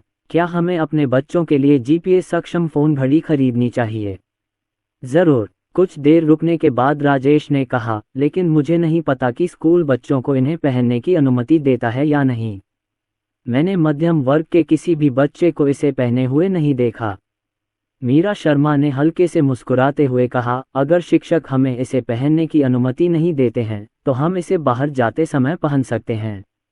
बच्चे अब बड़े हो गए हैं और अब सुरक्षा रस्सियों का उपयोग करना सुविधाजनक नहीं है। राजेश कपूर ने सिर हिलाया और कहा, आप सही कह रहे हैं। मैं कल बच्चों को एक खरीदने ले जाऊंगा। रिया को क्लासेस लेनी है, इसलिए मैं उसके लिए एक चुनूंगी।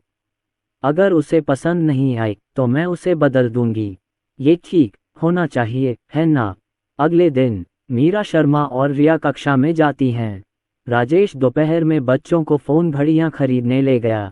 अब सभी प्रमुख ब्रांडों में ये उपलब्ध हैं और राजेश ने इनके बारे में ऑनलाइन ही कुछ सीखा। मैं नहीं मानता कि अधिक सुविधाएं हमेशा बेहतर होती हैं। बच्चे अभी छोटे हैं, इसलिए इतने सारे कार्यों का उपयोग करने की कोई आवश्यकता नहीं है। यह अच्छा होगा यदि यह कॉल कर सके, फ़ोन का पता लगा सके और जलरोधी हो। ये सबसे बुनियादी है। मैंने मानक संस्करण खरीदा है। इसमें विभिन्न शैलियां हैं, जैसे अल्ट्रामैन, सुपरमैन और डिज्नी पात्र। आजकल बच्चे दुनिया में मुख्य उपभोक्ता समूह हैं और एक फ़ोन या घड़ी बहुत बहुमुखी हो सकती है। राजेश ने सभी शैलियों की तस्वीरें लीं और मीरा शर्मा को भेज दी ताकि रिया उनमें से एक चुन सके। अवी ने एक ट्रांसफॉर्मर शैल चुना, तनु ने एक गुलाबी छोटी राजकुमारी शैल चुना, विहू ने एक अल्ट्रामैन शैल चुना और रिया ने एक वायलिन के साथ एक पीले रंग का शैल चुना, जो एक बहुत ही सुंदर डिज़ाइन है। बॉस ने प्रत्येक बच्चे के लिए एक कार्ड खोला और उन्हें बताया कि इसका उपयोग कैसे करना है। कॉल कैसे करें, वॉयस मैसेज कैसे भेजें, लोकेशन कैसे पता करें, आदि। राजेश एक ऐप डाउनलोड करना चाहता है। बच्चे फ़ोन घड़ी को छोड़ नहीं पा रहे थे और उन्हें ये बहुत दिलचस्प लग रहा था। राजेश कपूर ने अपना, मीरा शर्मा का तथा बच्ची से परिचित अन्य लोगों का फ़ोन नंबर डाला। विहू मीरा शर्मा को फ़ोन करने का नाटक करता है। तुम अभी माँ को फ़ोन नहीं कर सकते, माँ और रिया व्यस्त हैं। विहू ने तुरंत लता शर्मा को फ़ोन किया और कहा, तो मैं दादी को फ़ोन करता हूँ। तनु ने जल्दी से कहा, तो मैं दादी को फ़ोन करूँगी।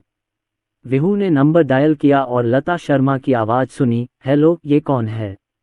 विहू ने हंसते हुए कहा, अंदाज़ा लगाओ मैं कौन हूँ। लता शर्मा एक पल के लिए तो इसका अंदाज़ा ही नहीं लगा सकी।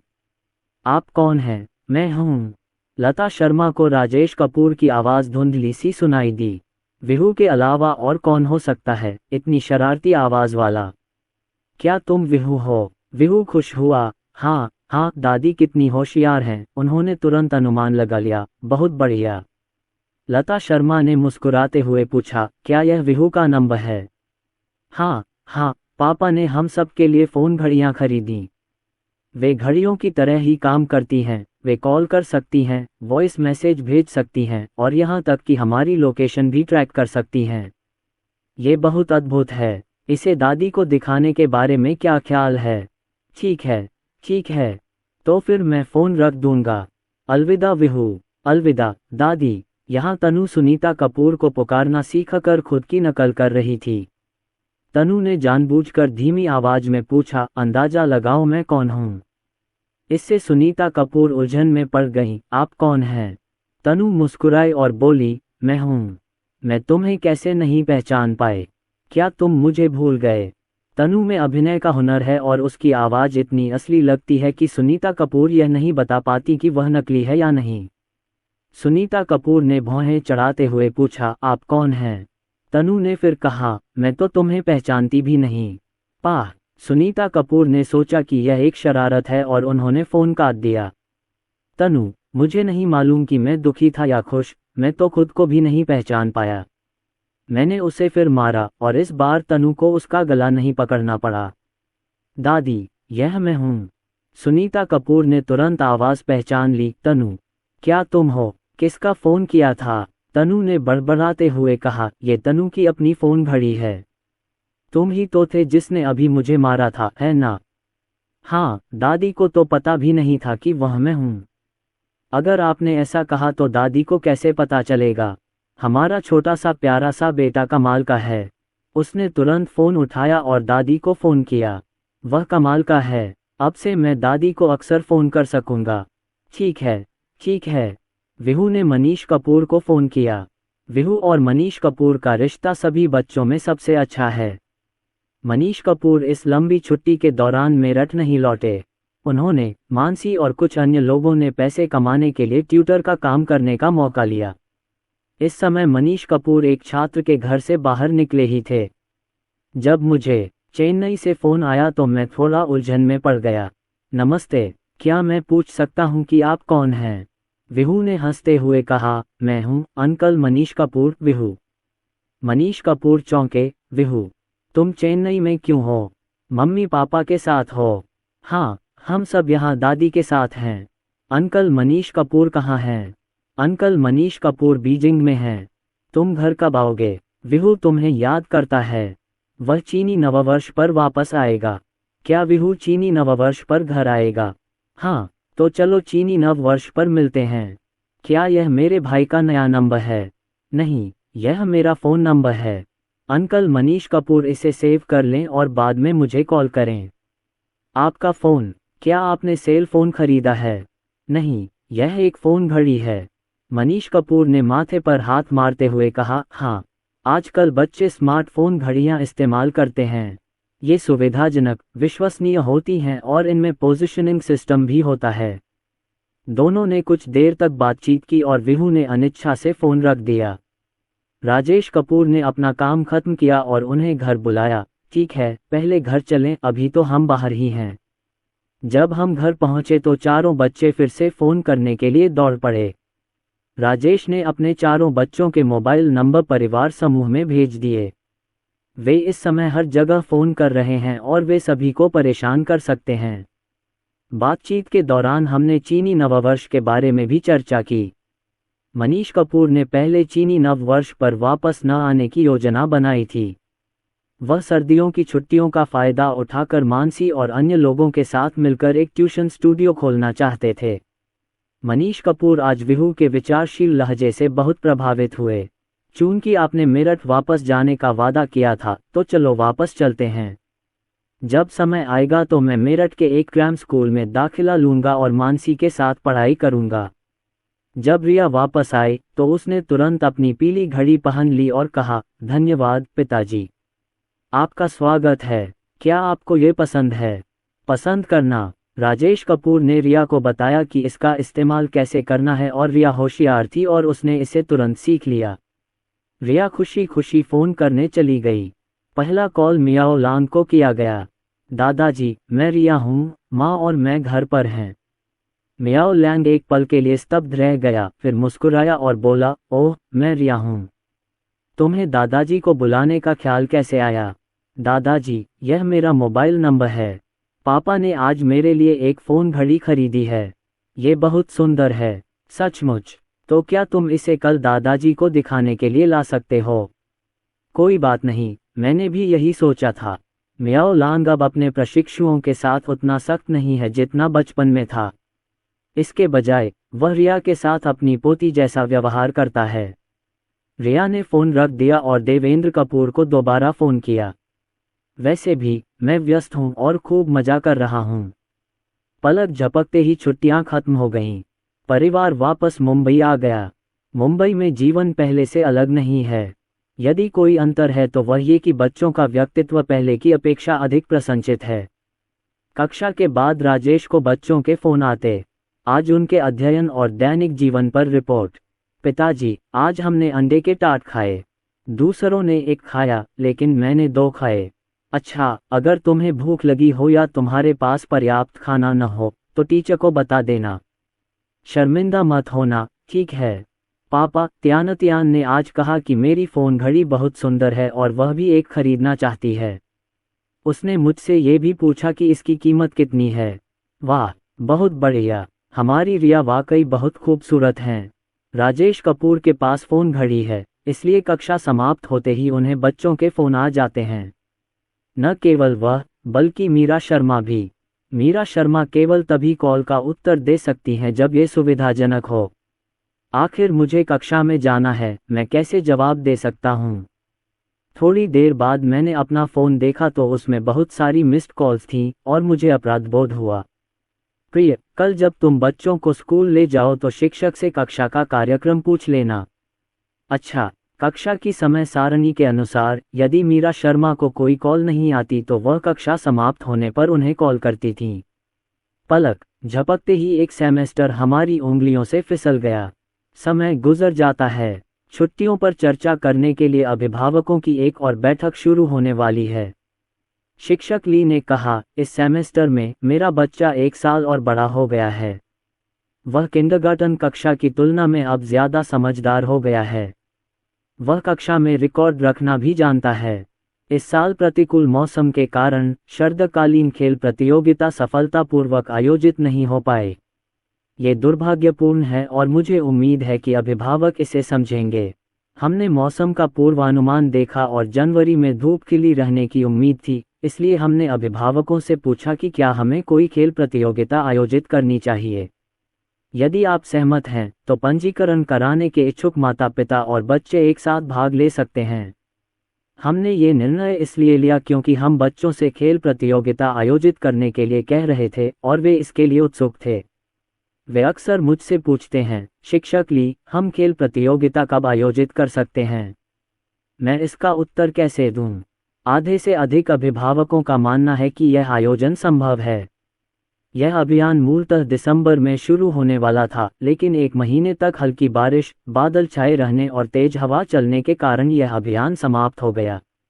स्कूल ने पहले खेल स्टेडियम से संपर्क किया था, लेकिन एथलीट उसका उपयोग करना चाहते थे, इसलिए उन्हें यह प्रस्ताव छोड़ना पड़ा। शिक्षक ली ने नाम पढ़े और एक अन्य शिक्षक ने नोट्स लिए। क्या कोई अन्य अभिभावक भी हैं जो इसमें भाग लेना चाहते हैं? यदि नहीं, तो उन अभिभावकों के लिए जो इसमें भाग लेना चाहते हैं, हम पिछले आंकड़ों के अनुसार ही कपड़े खरीदेंगे। हमने 7 जनवरी की तारीख तय कर ली है और स्थान भी स्कूल के पास ही है। माता पिता, कृपया इसे मत भूलना। मैं 7 तारीख से पहले एक एक करके सभी को बुलाऊंगा। जब माता पिता ने अपने बच्चों को ये खुशखबरी सुनाई तो वे सभी बहुत खुश हुए। बच्चों को खेलना बहुत पसंद है और इस बार उन्होंने मार्शल आर्ट का एक ऐसा प्रदर्शन किया जिसका वे लंबे समय से अभ्यास कर रहे थे। और हमने जो कपड़े मंगवाए थे वे सभी मार्शल आर्ट की वर्दी थे। शिक्षक ली ने उन्हें ये दिखाया था और यह बहुत अच्छा था, इसलिए उनकी अपेक्षाएं बहुत अधिक थीं। मीरा शर्मा भी यह खबर सुनकर खुश हुईं। यह अच्छा है ताकि बच्चे ज़्यादा उत्साहित न हों। 3 तारीख को प्रदर्शन पोशाकें आ गईं और अभिभावक उन्हें लेने के लिए स्कूल आए। घर जाओ और पानी पार करो और तुम आकार 7 पहन सकते हो। जैसे ही कपड़े एकत्र किए गए, बच्चे उन्हें पहनने के लिए इंतजार नहीं कर सके। विहू ने पूछा, पिताजी, क्या मैं सुंदर हूँ? राजेश कपूर हंसे, हमारा बेटा कितना सुंदर है। इस बार स्कूल ने बच्चों को मुलायम तलवारें भी दीं, जो तीनों हस्की कुत्तों को बहुत पसंद आईं। चारों बच्चों ने मिलकर राजेश को ये करतब दिखाए। ये गतिविधियां सरल किंतु सुंदर थीं और प्रदर्शन के बाद युगल ने तालियां बजाईं। उस दिन मैं शिक्षक के निर्धारित समय के अनुसार 7:30 बजे स्कूल पहुंचा। प्रत्येक कक्षा अलग अलग वेशभूषा और प्रॉप्स के साथ अलग अलग कार्यक्रम प्रस्तुत करती है।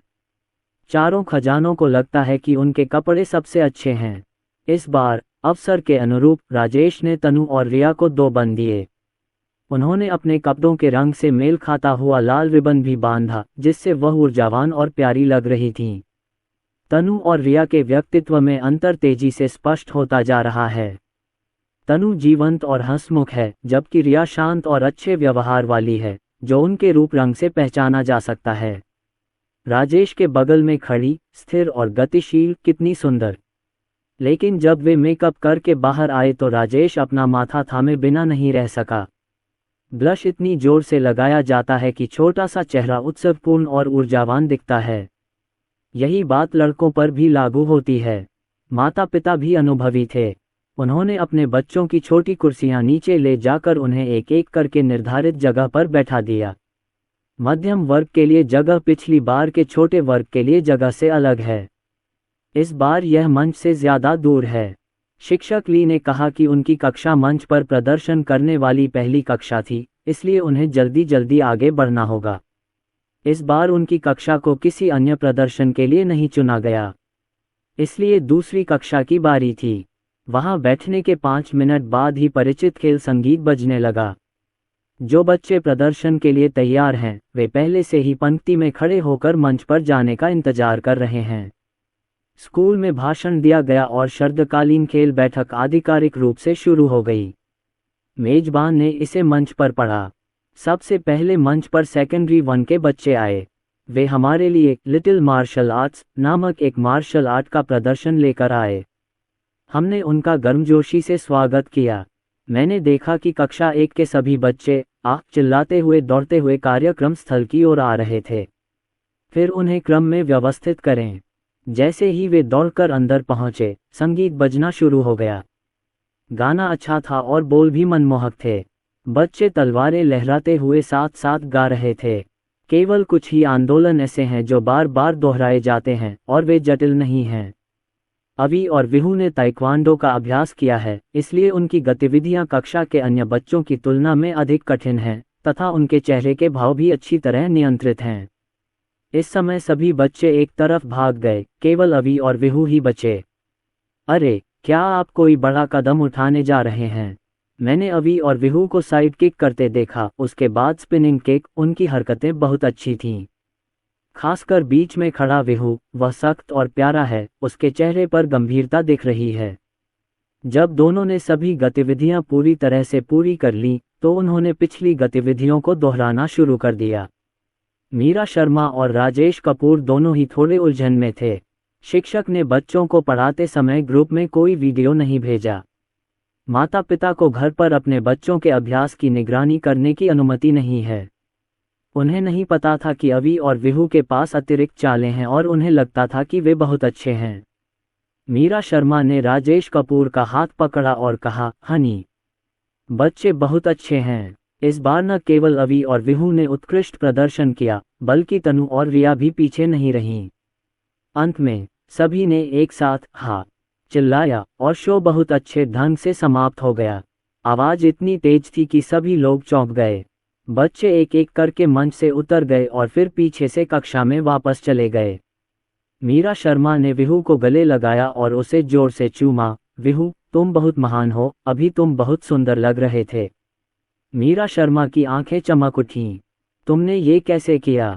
कमाल है। विहू के चेहरे पर गर्व था, क्योंकि मैं ये कर सकता हूँ।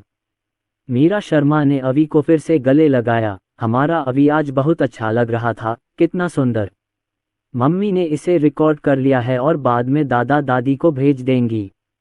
राजेश कपूर ने रिया को अपनी बाहों में भर लिया और पूछा, क्या तुम थक गई हो? रिया ने सिर हिलाया, उसके गाल लाल हो गए। थका नहीं पापा, क्या रिया सुंदर है? राजेश कपूर ने उनकी प्रशंसा करते हुए कहा, बहुत सुंदर। चारों बच्चे उनके लाडले हैं। उन्होंने एक अच्छा संतुलनकर्ता बनने और हर बच्चे की अच्छी देखभाल करने की पूरी कोशिश की। इसके बाद अन्य कक्षाओं के प्रदर्शन का समय आया, जो कक्षा 3 के अंतिम प्रदर्शन तक चला। पहले प्रत्येक वर्ग अपने क्षेत्र में सक्रिय था, लेकिन छुट्टियों के बाद स्कूल ने नवीनीकरण का अवसर लिया और कुछ क्षेत्रों पर कब्जा कर लिया गया। इस बार खेल प्रतियोगिता के कार्यक्रम ड्रॉ के क्रम में आयोजित किए जाएंगे। पहला वर्ग 2 है और खेल कार्यक्रम में गेंद पकड़ना शामिल है। वे घूम रहे थे और गेंद उछाल रहे थे और वे बहुत प्यारे थे। कुछ लोग चिंतित थे कि उनकी टीम हार जाएगी, इसलिए वे गेंद लेकर दौड़ पड़े। उनमें से कुछ तो गेंद को किक भी नहीं कर सके और जोर जोर से रोने लगे। कुछ लोग फोटो खींच रहे थे और फिर बिना पता चले ही मार्ग से भटक गए। कुछ लोगों को गेंद से खेलना और अकेले में आनंद लेना पसंद है। संक्षेप में कहें तो चुटकुलों का कोई अंत नहीं था। अगला चरण नए छात्रों का है। वे जो शो लेकर आए थे वह था वे ऑफ द ड्रैगन। वे थोड़ी दूर तक दौड़ते हैं और फिर एक के बाद एक रिले रेस की तरह सुरंग में प्रवेश करते हैं। जो समूह अंत में तेजी से दौड़ पूरी कर लेता है वह जीत जाता है। कुछ कार्यक्रमों में अभिभावकों की भागीदारी आवश्यक होती है, जैसे कि छोटी कक्षा का बॉल गेम। माता पिता की उपस्थिति से बच्चों को सुरक्षित महसूस होता है। प्रथम वर्ष के विद्यार्थियों के अभिभावकों ने सहायक भूमिका निभाई, जैसे बच्चों को चीजें देना और उनका उत्साहवर्धन करना। अगला कार्यक्रम कक्षा 2 का था, जिसने पॉट थ्रोइंग नामक शो प्रस्तुत किया। प्रत्येक बच्चे के पास 6 छड़ियां होती हैं। एक समूह में 3 छड़ियां होती हैं और वह 2 बार फेंकता है। पास ही फूलदान रखे हैं। जो समूह सबसे ज्यादा फूलदान फेंकेगा वही जीतेगा। इसमें माता पिता भी शामिल हैं और जीत की सारी उम्मीदें उन्हीं पर टिकी हैं। निम्नलिखित कार्यक्रम खेल या प्रदर्शन पर केंद्रित होंगे। इन सभी ने दर्शकों में उपस्थित अभिभावकों और बच्चों को खुश कर दिया। अगला चरण कक्षा 1 की तैयारी है। इस प्रदर्शन में 2 कार्यक्रमों को शामिल नहीं किया गया, बल्कि इस खंड में 2 खेल खेले जाने थे। पहला है रिले रेस। दूसरा खेल है ईगल कैचेस चिकन, बाज मुर्गी पकड़ता है का। रिले दौड़ में बच्चे एक टीम में खड़े होते हैं और माता पिता दूसरी टीम में खड़े होते हैं तथा दोनों टीमें प्रतिस्पर्धा करती हैं। क्योंकि 2 अभिभावक अनुपस्थित थे, इसलिए शिक्षक ली और कक्षा के एक अन्य शिक्षक ने कार्यभार संभाला। इसमें कोई आश्चर्य की बात नहीं है कि मीरा शर्मा और राजेश कपूर को अलग अलग समूहों में रखा गया। सीटी बजते ही बच्चे और उनके माता पिता दौड़ने लगे। इस बार माता पिता ने अपने पिछले अनुभव से सीखा और स्पोर्ट्स शूज पहने। राजेश कपूर की टांगें इतनी लंबी हैं कि वह पलक झपकते ही वहां पहुंच गए। उसके पीछे खड़े माता पिता भ्रमित और सवालों से भरे हुए लग रहे थे। ये टीम पहले पिछड़ रही थी, लेकिन राजेश कपूर के सहयोग से यह अंतर बढ़ गया। रिया हाथ में डंडा लेकर आगे दौड़ रहा था, लेकिन अचानक वह गिर पड़ा। दंपति, जो पहले ही दौड़ पूरी कर चुके थे, जब उन्होंने देखा कि रिया उठकर दौड़ना जारी रखे हुए है, तो उनकी सांसें अटक गईं। ऐसा लग रहा था कि उसे कोई चोट नहीं आई है। रिया के दौड़कर जाने के बाद राजेश कपूर उसके पास आए और पूछा, क्या तुम ठीक हो? रिया ने अपना सिर हिलाया और मीठी मुस्कान के साथ कहा, कुछ नहीं, बस थोड़ा दर्द हो रहा है। तभी मीरा शर्मा भी दौड़कर आई, क्या तुम ठीक हो? रिया, क्या तुम्हें चोट लगी है? मम्मी को देखने दो। रिया ने मीरा शर्मा को गले लगाया और कहा, कोई बात नहीं माँ, बस थोड़ा दर्द हो रहा है। ये कहना अतिशयोक्ति नहीं होगी कि रिया परिवार की आंखों का तारा है। देखिए, मेरे भाई बहन दौड़ पूरी करने के बाद मुझसे सवाल पूछने आए। यहाँ तक कि शिक्षक ली भी उससे पूछने आए कि क्या वह ठीक है। रिया ने बस इतना कहा कि उसे थोड़ा दर्द हो रहा है, और वह ये दिखाने के लिए मौके पर कूद पड़ी कि वह ठीक है। इसके बाद ईगल कैचेस चिकन का खेल खेला जाता है। राजेश मुर्गी की मां है क्योंकि वह सबसे लंबा है। शिक्षक ली चील की भूमिका निभाते हैं और बच्चे और माता पिता मिलकर मुर्गियां की भूमिका निभाते हैं। चूंकि बच्चे अभी बहुत छोटे हैं, इसलिए यदि उन्हें बीच में खड़ा कर दिया जाए तो उनमें से कुछ को चोट लग सकती है। इसलिए राजेश के पीछे पंक्ति में खड़े होने वाले पहले लोग माता पिता थे और माता पिता के पंक्ति में खड़े होने के बाद बच्चे आए। बच्चे एक छोटी सी पूंछ बन गए। शिक्षक ने ऊंची आवाज में कहा, खेल शुरू हो गया है। परिणामस्वरूप 1 मिनट बीत गया और वह एक भी चूजा नहीं पकड़ सकी। चूंकि मां मुर्गी ने इतनी जल्दी प्रतिक्रिया की, उसने चूजों को पकड़ने की कोशिश में पूरा 1 मिनट लगा दिया, लेकिन एक भी चूजा नहीं पकड़ पाए। 2 अन्य अध्यापकों को साथ खेलने के लिए बुलाने के अलावा कोई और विकल्प नहीं था। 3 चील, देखो कैसे मां मुर्गी उनकी रक्षा करती है। राजेश कपूर को अचानक लगा कि पहले वे बहुत गंभीर लग रहे थे और इस बार उन्होंने बात को जाने दिया। इसके बाद एक के बाद एक मुर्गियां ले जाई जाने लगीं। पूरा खेल का मैदान बच्चों और उनके माता पिता की हंसी और चीखों से भरा हुआ था। अंततः माँ मुर्गी के पास कोई बच्चा नहीं बचा और खेल खत्म हो गया। शिक्षक, बच्चे और अभिभावक सभी थक चुके हैं, लेकिन सभी के चेहरे मुस्कुराहट से भरे हुए थे। राजेश कपूर ने अपने बैग से पानी का एक कप निकाला और चारों बच्चों को उसमें से थोड़ा थोड़ा पानी पिलाया। जब रिया की बारी आई तो उसका छोटा सा चेहरा झुर्रीदार हो गया और उसने कुछ घूंट पानी पी लिया। पिताजी, यहाँ दर्द हो रहा है। उसने अपने घुटनों की ओर इशारा किया। राजेश कपूर ने तुरंत जांच की और पाया कि उनका घुटना खरोंच गया था और उसमें एक छोटा सा घाव था।